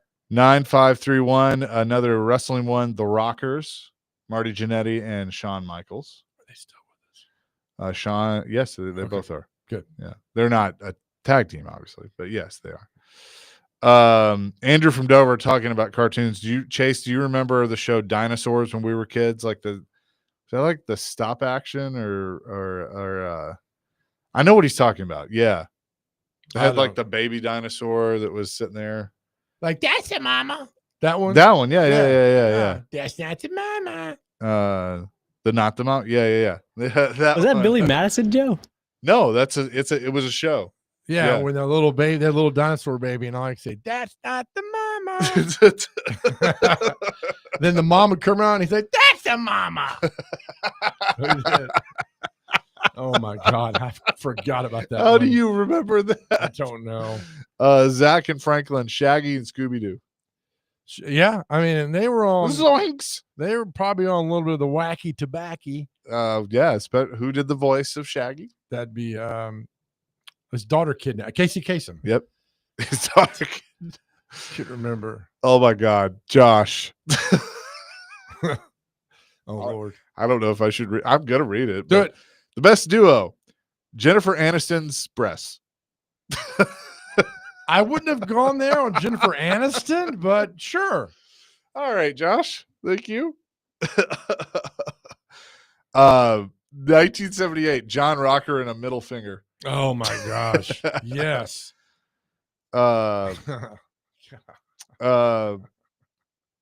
Billy Ho and Sidney Dean and White Men Can't Jump. That's Woody Harrelson and who's that? Wesley Snipes. Well, thank you. Yeah. Also did the vastly underrated movie Money Train together. Yes. With a very young Jennifer Lopez. They did do that, didn't they? And who was the dude that he was on? He went to jail, but I think he was acquitted for killing his wife. OJ? No, not him. It's Phil Spector? No. Robert Blake? Robert Blake. Yep. Beretta? Yeah, Beretta. Oh, and man. wasn't he on Quantum Leap? That was Scott Bakula. I know, but the other guy. Robert Blake? I don't think he was. Because he had the parakeet in the penthouse in New York City, and he was a little bit nutty. He's no longer with us. He killed somebody. He went to jail, and now did he get out? He's still in jail. I think Dean Stockwell. That's who I'm thinking of. Dean Stockwell. Yeah. Yes. He was in Quantum Leap. Quiet Hands. He is. Yeah. Good actor. He was Al in Quantum Leap. Okay. That's right. Let's see. More. That could be a duo. Yeah. Best baseball duo, McGuire and Canseco. Pretty good. Pretty darn good. Ron says, Big Joe, do Foghorn Leghorn. If you can do Manning, you can do Foghorn Leghorn. I don't think I can. But it was I'll say now.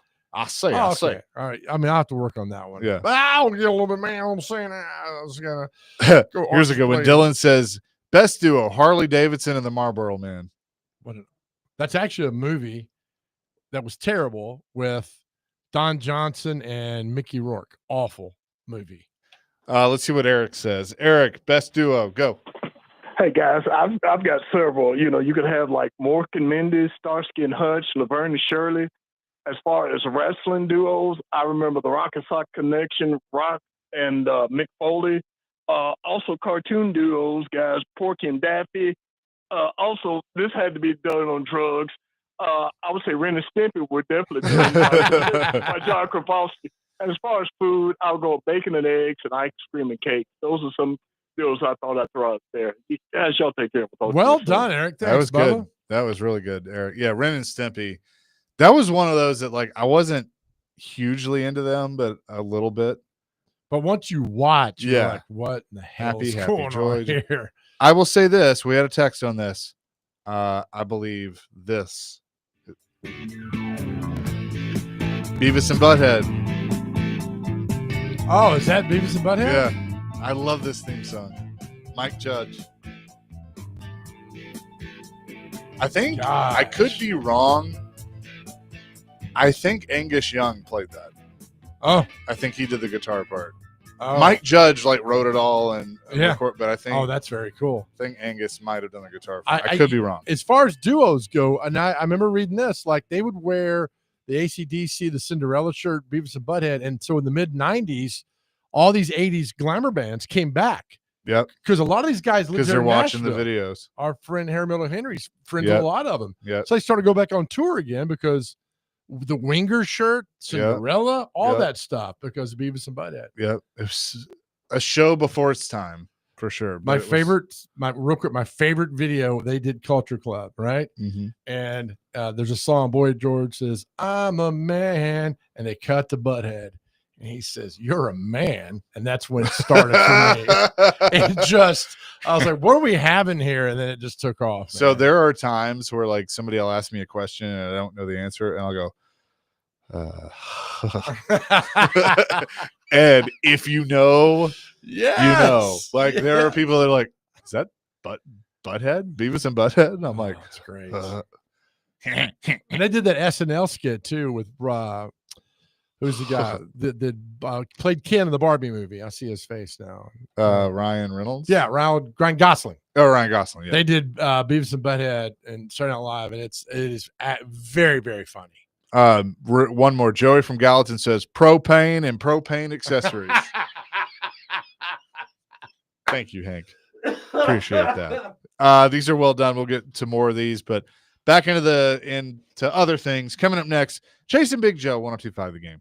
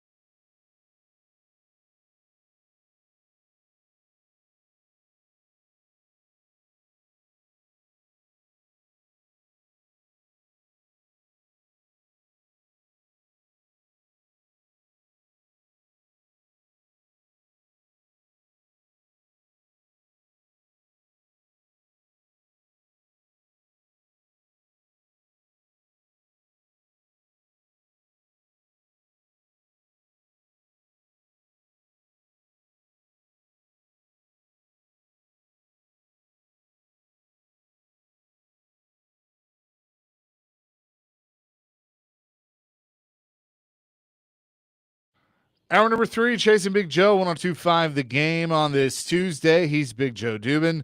I'm Chase McCabe. Dr. Crane, Nick Frazier on the ones and twos, and his intern crew back there as well. He's got a crew now. Oh, wait. It's a little posse back there, man. Get it going on. Convoy. Crane's crew. Crane's convoy. We go. Crew. We got a great big convoy. There you go. The Titans were on the practice field today, but before practice, because the head coach speaks before practice and not after practice, like every other head coach in the National Football League, for whatever reason, because we got to be different. Brian Callahan was asked about the scuffle yesterday that he could have addressed yesterday had he spoken after practice, but he waited till today to speak before practice. This is what Brian Callahan had to say. It seemed like your scuffle yesterday didn't match up with the sins that you've been preaching, the brotherhood stuff that you've been preaching. What's your take on one unfolded? Yeah, I think it was a training camp push and shove and a little bit of loud barking, and that was pretty much it. For me, it's late August, and we're ready to go play some real football, I think, and I think that's pretty standard back and forth in this point of training camp. So I didn't think too much of it. Guys got a little hot, tempers flared, and we moved on. So that was Brian Callahan yesterday after practice. I thought you were going to play the whole thing, so it's okay. No worries. And then Jeffrey Simmons was asked about it today. Jeff, you feel like yesterday crossed the line because of, I'm going to go ahead and address it. I'm going to address it. At the end of the day, yeah, quarterback, hands off the quarterback. Anybody on this team know, everybody in that locker room know, I love the hell out of my guys. Been at practice. People on the outside, you guys, y'all blowing it up. Shouldn't get blown up. The training camp, temper flares, move on. At the end of the day, can't touch the quarterback. It's the same thing. If we joint practice and somebody touch our quarterback, trust me, I'm going to be the first one in there. So I respect the hell out of our offense for having their quarterback back, having our quarterback back. But at the end of the day, it's football. We, offensive line, defensive line, trenches, it's hot. Temper flare, we are tired. At the end of the day, we family. We moved on from it. We're not going to keep talking about it each and every day. It happened yesterday. We came back to work as a team. Yesterday, we left it on the field. Came back, got the correction, moved on. So hands off. I'm done talking about it. That's it. Any football questions, that's that. So hands off the quarterback. You Next put your question. hands on the quarterback, and it's our fault. Anybody got a football question? That's a football question, Jeff. What do you tell the guys who have a couple more opportunities? Yeah, and there you go. And then he wanted to move on from it. So it's our fault. Look, as I said earlier in the show, the actual incident really wasn't that big of a deal. You're right. It wasn't. It was something to talk about because the quarterback's involved. Yes, the quarterback pushed him first, pushed Jeff first. Jeff pushed back. It was more than playful because the rest of the team got involved.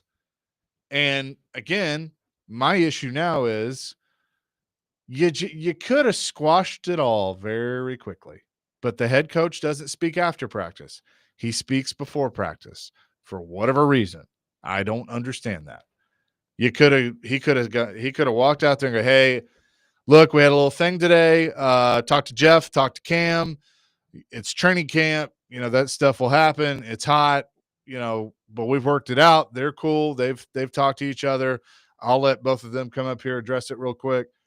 Jeff can say everything that he just said in that soundbite except for blaming us because it's not our fault. Right. It's like, hey, it's one of those things that happens. We're cool. We've chopped it up. We're fine. Cam gets up there. Yep. I shouldn't have pushed him, but we're both passionate. We're fighting. We're out there. We're chirping, whatever, yada, yada, yada. And then we move on. But they don't do that. No, they don't do things the normal right way. They, let it linger, and the head coach doesn't speak for almost 24 hours. The quarterback hadn't talked yet. Jeff gets up there with his prepared statement and then don't want to answer any questions about it and wants to blame us. So it's just like it's the same old BS over and over again, and that's how it is.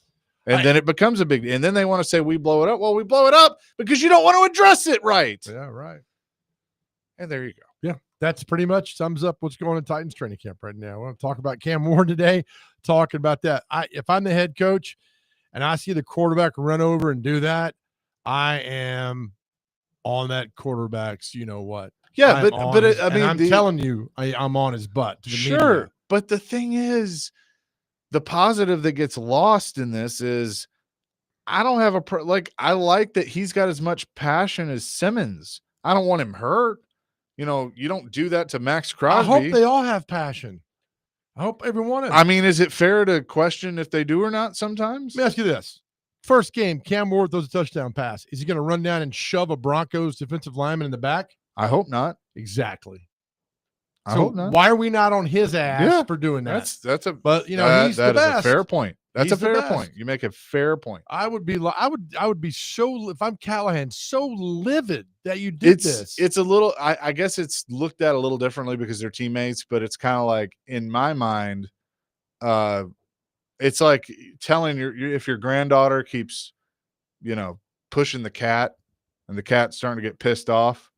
And it's like, you don't want the cat to hurt your granddaughter, but eventually she's got to learn that don't keep messing. It's kind of like Jeffrey Simmons. Don't poke the bear. Yeah. Just leave him alone. It was unneeded. I don't care. If he had shoved him hard enough and shoved him on his ass, it probably would have been a bigger scuffle than it was. Yeah. But at the same time, it's kind of like, yeah, well, kind of there was just no need for it. And don't tell me, he's messing with his boy and firing everything up. Shouldn't have to do that, man. Shouldn't have to. Yeah. 5353 on our text line, driven by WilsonCountyHyundai.com, 615-737-1025. I wish Simmons had the same humility he had in his first press conference. He's not a leader, folks. I don't think he wants to be a leader, which is fine. No, I think he just wants to do his own thing. Unless he comes out and says, I'm the leader of the team. I don't really think he is, and that's fine. If you don't want to do it, just play your tail off on the field. You don't want to talk to anybody? Go ahead. It's fine. You're being paid to play football at a high level. Do that. And the other problem is what I think is probably happening right now is Jeffrey Simmons is scrolling through Twitter looking for what people are saying. I think he wants the response. All right, why don't we have Dr. Crane? You tweet to Simmons, say, "Hey, so here, punk. Find me at noon, you big baby. Find me at 2 at some gas station. Well, I'll go with you." And when he pulls up, we'll just haul ass and get out of there. But just to see if he's reading.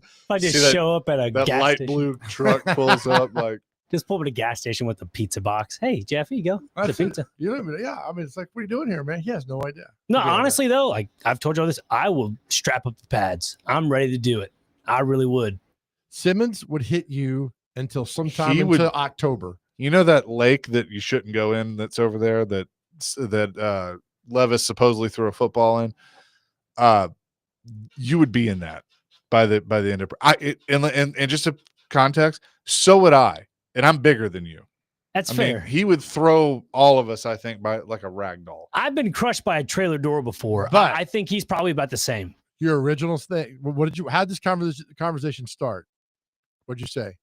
I want to go to practice and strap the pads on. Yeah. Just one time. If Callahan called and said, "Hey, I heard there's some big fat radio guy over there that wants to run down the field. You and me, one time. Hell yeah, I'd do it." Yeah. And I'd love to see you. I'll sign the papers away. Oklahoma drill with him. When I get my neck broken, that's fine. That's fine. But just one time down the field. Could you imagine if I walked up and I go, "Hi, Jeff. I'm Chase McCabe. I'm the program director of 102.5 The Game. We've spoken with Burke and with Chad, and they have signed off on this. This is Joe Dubin. This is Nick Frazier. You get to go head to head with them one time, as hard as you want." He would salivate because he gets to hit a media member. I think he's wanted to do that his whole, since he got here. Let me ask you this though. If you did an all-time media Oklahoma drill, right? now back in the media and everything, there's one guy and the Oklahoma drill, you don't know, two people lay on their back, one's got a football, both get at the same time, and then you try to tackle them, the guy tries to run past you. That drill's made more basketball players in America than any other drill there is. But if there had been a Oklahoma drill back then, there's one guy that would have won. And I still think he's got bodies in his backyard. That he would have won? That he'd won the Oklahoma drill. Hope Hines. I think Hope Hines wins. You don't mess with Hope Hines. Nope. I guarantee he's got bodies in his backyard. I guarantee it. Who'd be good now? JB probably. I mean, JB's stocky. John Burton. Yeah. Yeah. I mean, that would. Yeah, He's but that's built. why I get include all time. Yeah, all time. Yeah. Hope's probably up there. I mean, you go. Rudy was probably sneaky to get past you, but you can go print people too. I mean, just this. Climber. Climber. He R.I.P. More Oregon. Mike Oregon's doing nothing. Yeah, I don't know. You go back. John Tesh was a sports. Was a news anchor at Channel 4. He's a big dude. Yep. Others and all, but now it'd be fun. A media member, Oklahoma drill. Joey from Gallatin says only if Buck signs papers and participates. Buck's too scared. He wouldn't do it. I love Buck. He's all talk. He get launched into the lake as well. I'm telling you, I would not get launched into a lake. I really think I have a really solid chance at this. I do. You're not Darren Sproles. I don't. Oh, people used to say that. I wore 43 in high school. Yeah, are you fast? Are you still fast? Like Yeah. Today is your birthday. You're 27 years old. Yeah. What do you think your speed is right now? If I do a 40, I'd probably run the same 40 I ran in high school, which is 5'2". Okay. You think you're at a 5'2", 40 right now? I mean, you are 5'2", 5'6". Yeah. Ouch. Ouch. Yeah, I'd like to see you run a 5'2". That'd be something. Give me a good 20 Do you minutes think stretch. you I'm could ready. beat? Do you think you could beat D-Mace right now? D-Mace I think he's 51. I think D-Mace should still play in the NFL. I agree. Right? He just don't want to get hit, which I get. I would love to do a 40 with D-Mace. I'm pretty sure he'd still beat me, but I think it'd be pretty close. I mean, you grab his shoulders and arm when he comes in here. I'm like, dang. Yeah, I got a little workout in this morning, like a little workout. Heck, you get out there and play, man. I bet you could go for one. I mean, Chad Ochocinco still wants to come back and play and all that stuff. I mean, to me, the age thing, I tell you, the age thing gets to me. Because I hit 30 now. It's all downhill. No, it's not. Actually, it's probably a whole lot better. Ricky wants to do the Oklahoma drill with you. Ricky can't get up. We can make this happen tomorrow. We can do it out back here with you and Rick. I'd love to see that. Ricky, go steal your shoulder pads from Hunter's Lane. Meet me at the, I stole mine from someplace. We could get that. Real quick, Clay wants to weigh in on the Jeffrey Simmons thing. Clay, what's up? Thanks for the donuts. Hey, boys. You there? Yeah, Sorry. yeah, we're here. Yeah, the Jeffrey Simmons thing, that guy's, if y'all remember Albert Haynesworth, when he was motivated, that guy was basically unblockable, but, at times he'd take plays off, things like that. Jeffrey Simmons doesn't, I don't think, but he's, at times, really dominant, but I just don't get, evidently you guys think he has, kind of an anger problem. Is that part of it? Or I don't know if it's an anger problem, Clay. I think he worries too much about what people say or write about him. And I know where some of that comes from, but at the same time, it's just like, man, just go do your thing and quit worrying about it. Like that's my biggest problem with it. He worries too much about what people think. And that's easier said than done. I get it. Well, also this, the Titans team, just everything around this team has been talked about so much for so long, since the preseason started. I think the bottom line is, let's just face it, the team isn't very good right now.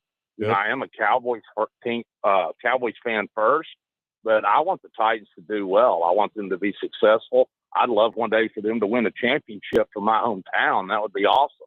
But they're just not very good right now. But I hope Cam, can develop and be good, and I hope they can win some football games. I'm afraid, Callahan probably will eventually lose his job, but I don't know. It's just been interesting how much the team has been talked about because there's just been so many problems. They just are where they are. Clay, what if Callahan loses his job and they hire James Franklin?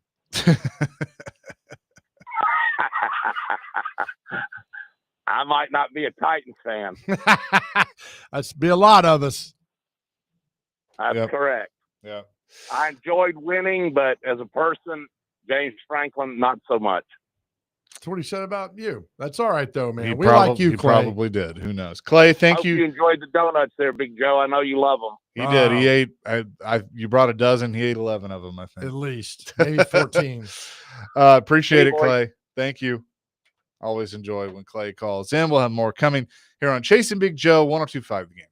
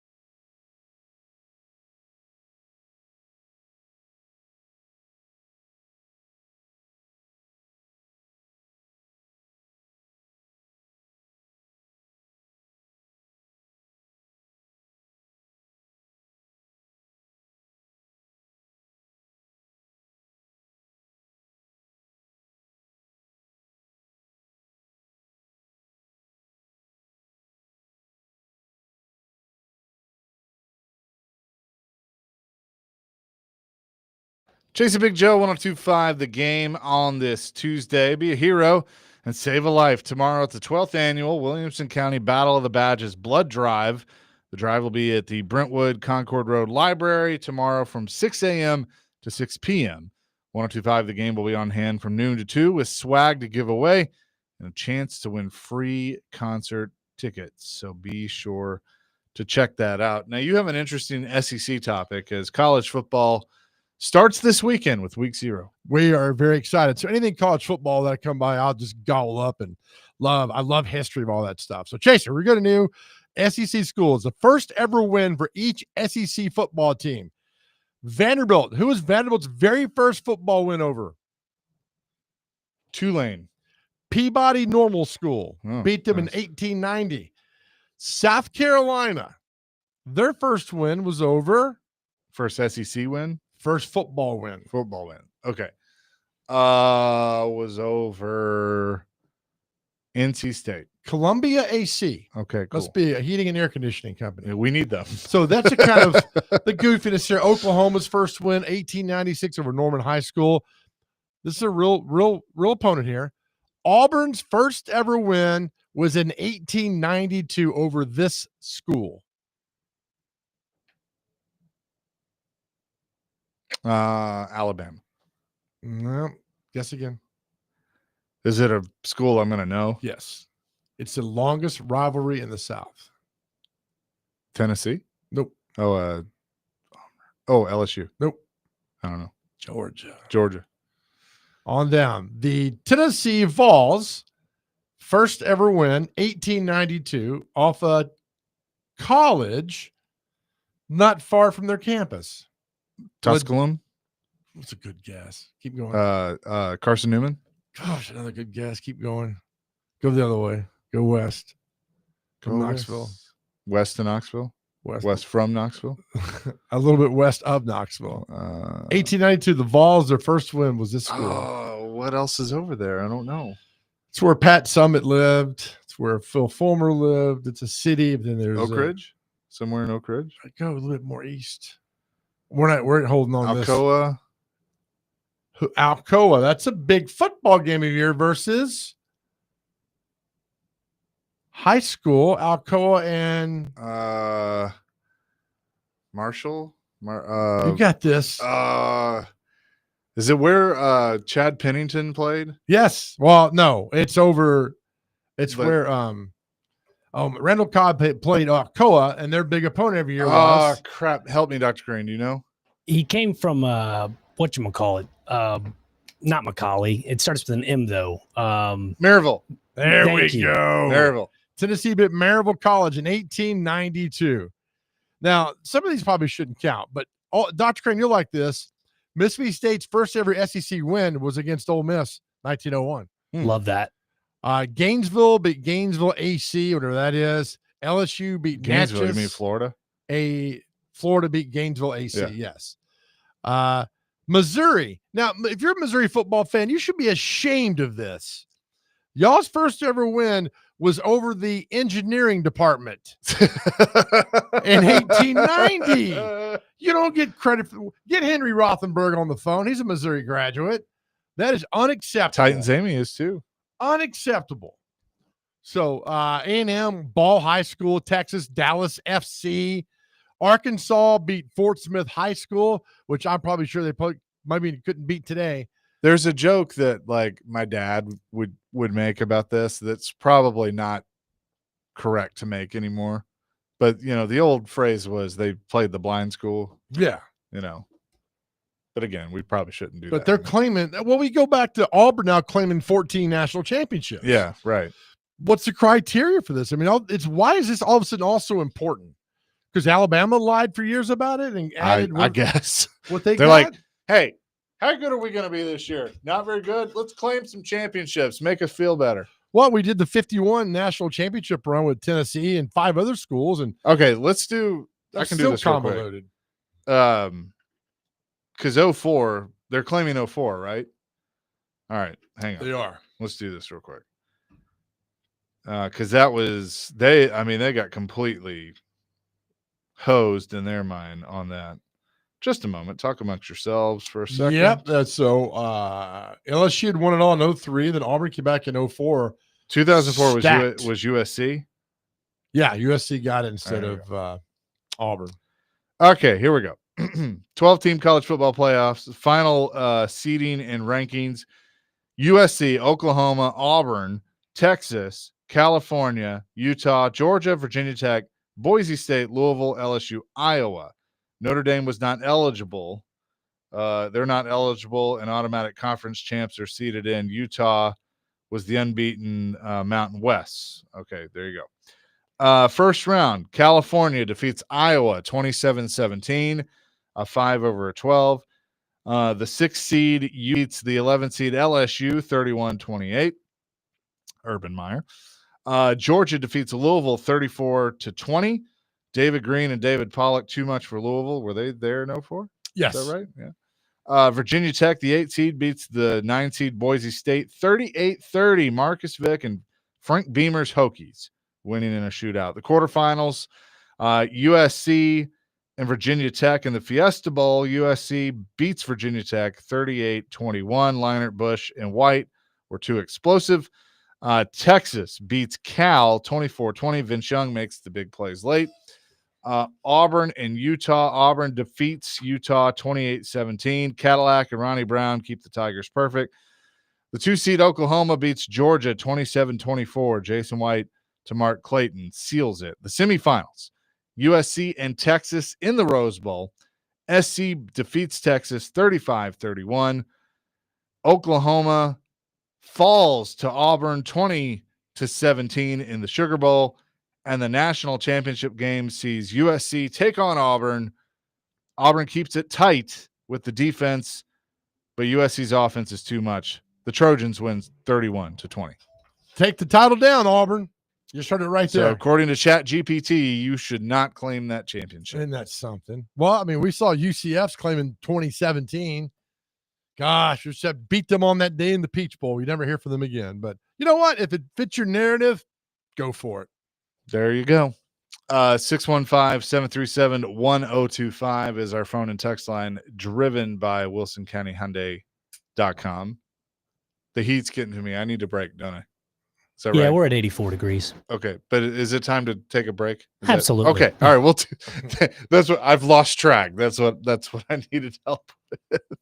More coming. Chasing Big Joe, 102.5 The Game.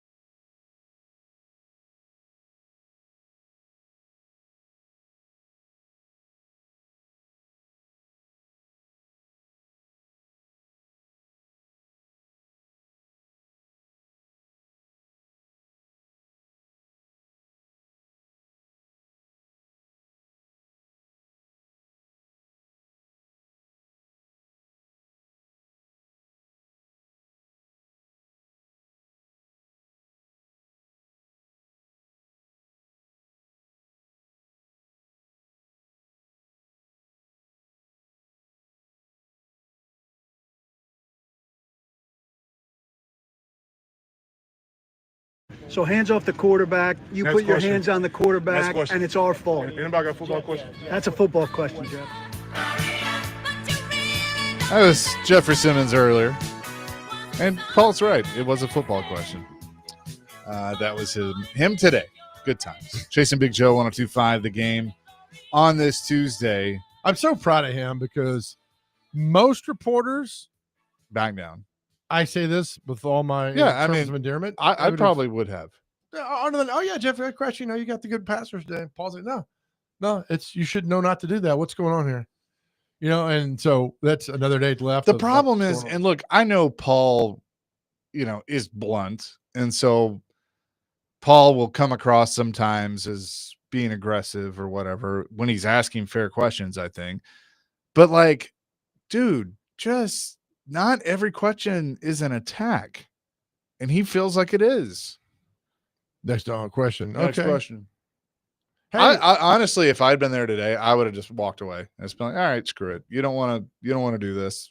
Or You're just not worth my pepper time. him questions were just complete nonsense. Like, hey, did you hear that Live with Mark and Kelly's leaving Channel 2 and going to Fox 17? And he'd be like, what the hell? It's like the guy you sent me the video, the mumbler.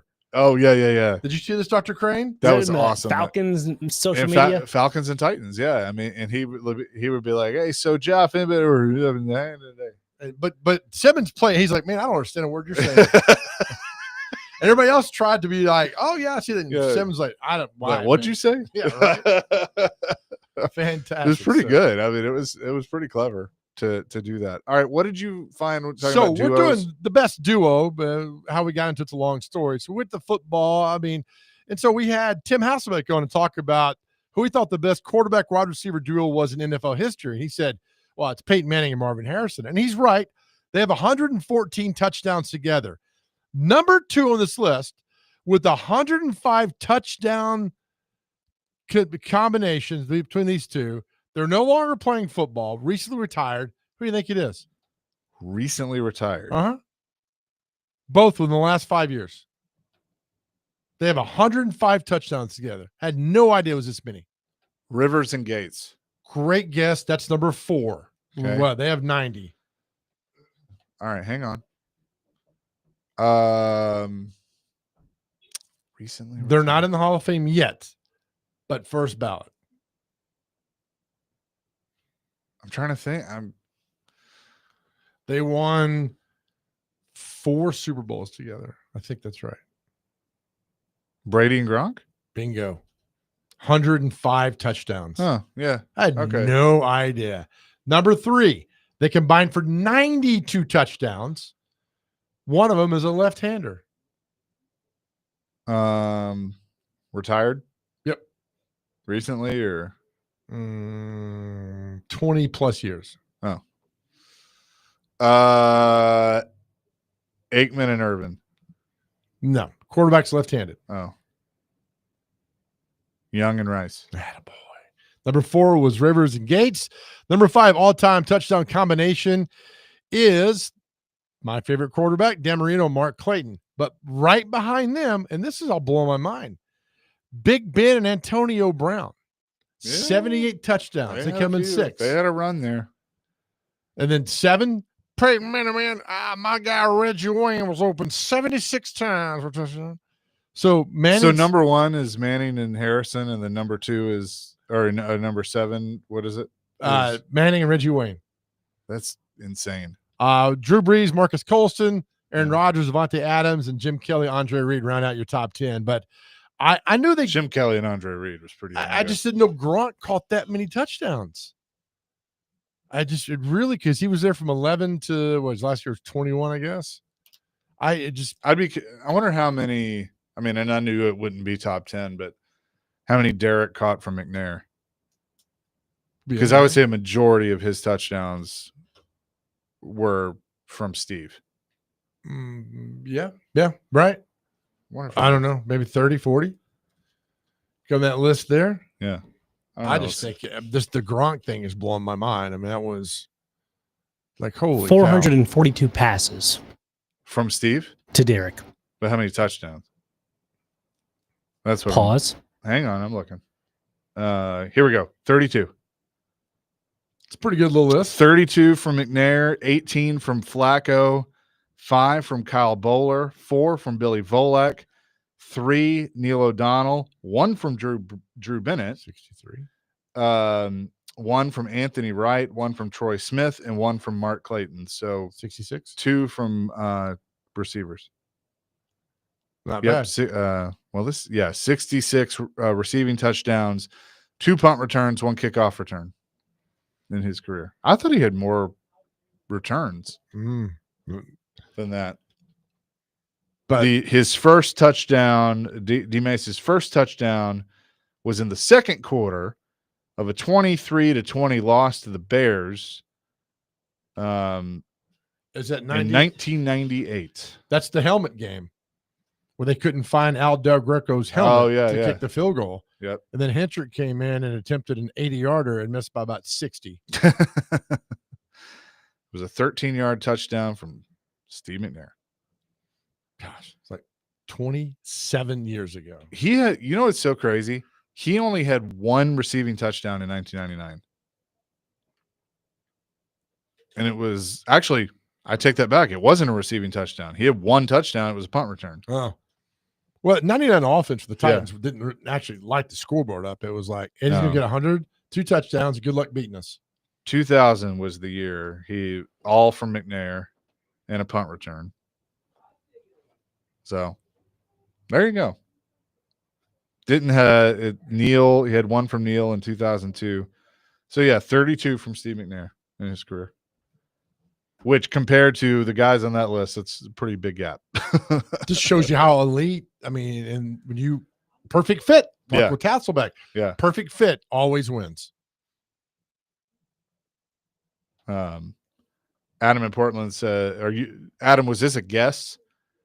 He said 34 touchdowns as a Titan, 26 of those from Mac. And it's 32. But you may be right on 26 with the Titans. Actually, I think you are right there. And then he had with the Ravens looks like only 3. So there you go. Good job, Adam. Well done, Adam. Well done. Coming up next, we'll tell you what day it is, celebrity birthdays, and the mashup. Chase and Big Joe on this Tuesday, and we need to cool off. Presented by the Omni Nashville Hotel, 102.5 The Game.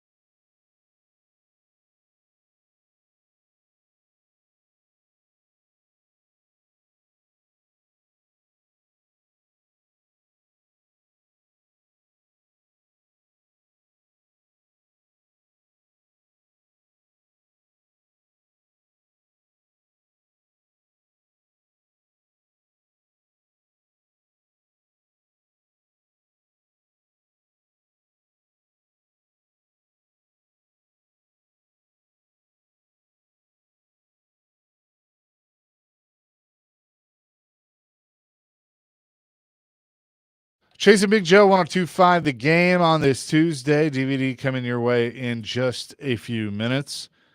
Broadcasting from the Busy Bee Plumbing, Heating, and Air Conditioning Game Nashville studio. Some of the $99 yearly Beehive membership with a buzz is always about great service. With that, let's get to what day is it and celebrity birthdays. Brought to you by Jarrett Companies, Inc. Use their electrical division for installations, inspections, upgrades, and more. JarrettCompaniesInc.com, above and beyond industry standards. All right. First on the list, we have National Aviation Day. Shout out to the pilots. Yep. Including our very own Bud Walters. Yes. Who is a pilot. Indeed. Black Cow Root Beer Float Day is today. International Bow Day is today. So if you have a bow, wear it. International Orangutan Day.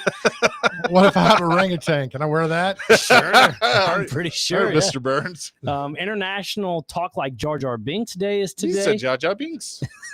National Hot and Spicy Food Day. Oh, Charo. National Potato Day is today. Have a spicy potato. National Sandcastle and Sculpture Day is today. National Soft Ice Cream Day. You can, suppress your spiciness with ice cream. World Humanitarian Day is today. And to wrap it up, World Photo Day. Did you say spicy potato? I did. That's funny because when Chase danced at Club La Vela in Panama City, he was spicy potato. I miss that place. It's good times. We'd go there because Spinnakers would tell us to leave. So Chase would work one night a month, and we had our whole rent paid for. Yep. That's how It was popular he great. was. Dollar bills flying everywhere. All right. Then you ran into that one guy from South Carolina, and That was over. Yep, It is done. over. Yep. All right, time for celebrity birthdays. Got to get these within two. Our first birthday, the very handsome, very talented John Stamos. Oh, full house. Uncle Jesse is 62. 58. 62 exactly. We know who watched that every afternoon we got home from school. Yep. Next You're is not wrong. Kevin Bacon's wife, Kira Sedgwick. 55. 59. 60. Nice. Dr. Crane's back out there. Chase up 2-1. We got a lot of birthdays. We'll roll through these real quick. Country singer Leanne Womack. 63. 67. 59. She's beautiful too. All right, get some more of these here. Country singer-songwriter Eddie Raven. 71. 66. 81. Actor Gerald McCraney. What do you, Major Dad, Simon and Simon? Oh, yeah. 48. 55. 78. The bass player of Queen, John Deacon, who retired when Freddie Mercury passed away. 74. 78. 74, right on. Chase up 4-1. Follow me, Chase. Jonathan Frakes. Commander or Captain William T. Rocker of the USS Is that Enterprise? number 2? He's number 1. Oh, he's number 1. Yeah. I had to, number 2 later. Jonathan Frakes. Yes. How was Yes. Jonathan Frakes?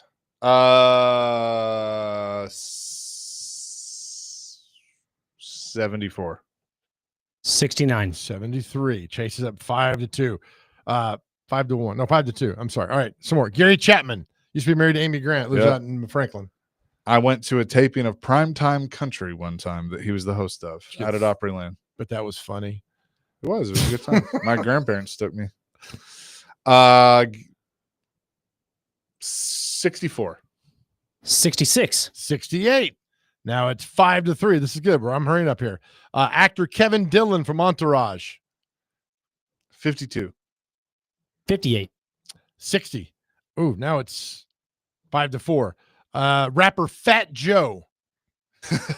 Evidently, there's a rapper, Fat Joe. Is there a radio host? I'm sorry, it was right there. Oh, it's perfect. Rexford was on vacation, so he can that's take me. it. Oh, yeah, you. Fat Joe, I'm going to say is 48. 52. 55. All right, good sports. Ned Yost, former Major League Baseball manager. Was with the Braves, too. 71. 75. He is 70. Chases up 6-4. Daryl Sutter or Daryl Suter? Sutter. Hockey player. 73. 74. 67. Gary Gaetti, third baseman for the Twins when they won the World Series. 64. 72. 67. Former Mets pitcher, World Series champion, Ron Darling. 67. 65. 65 exactly. Wow. It's tied at 6s. I'm liking this. Oh, we should have got this going for me to wish him happy birthday. Kirk Herbstreit. 56. 57. 56 dead on. Chase up 8-6. Former New England receiver David Patton. 54. 49. 51. You try to put him away. He's coming back 8-7. I'm liking this one. UFC fighter who went to Trevecca, Stipe Miocic. Stipe Miocic. How do you say it? Stipe Miocic. That's him. Yeah. Stipe? Sorry.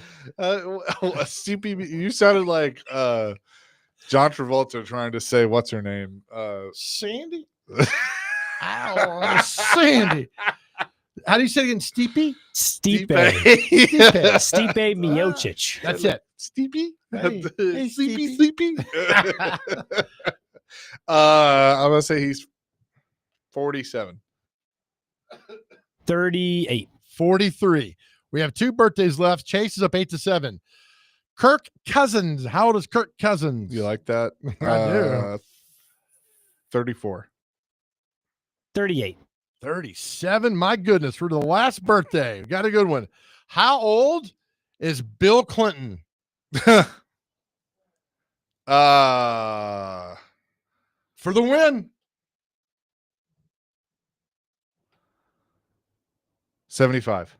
79. Woo! My favorite number comes up wrong. 79 it is. Dr. Wow. Craig gets 10. You win 10 to 8. That means because Bush, Trump, all of them are like the same age. That's right. Yeah. Okay. There you go. With that, let's get to the mashup. Make me feel like It's showtime, folks. Chasing Big Joe, 102.5 The Game on this Tuesday. Hope you're having a great start to your day. Do you understand the phrase "he's on a milk carton"? Do you know what that means? Yeah, I mean, Okay. I know what a milk carton is. Yeah. No, Like that's not- no. I know what you mean. Like missing. They have like missing signs. right. Yeah. That's. I know what a milk carton is. I don't remember. It was a good because I had a good answer. It was a good. Legarius Sneed being missing. Oh, they're going to put him on a milk carton soon. That was where we're going with this. Yeah. All right. By the way, the AC here at Cromwell, Nashville is working hard. It's saying I'm tired right now, and so it's a little warm in here. We're up to 81 degrees. Yeah, we're up to Nice. 81 Plus, degrees. your 2 hosts had a late night in Nashville. Yeah, that's the other problem. He's sweating tequila. I'm sweating whiskey, so it's not a good. It's not a good combination. Yes. So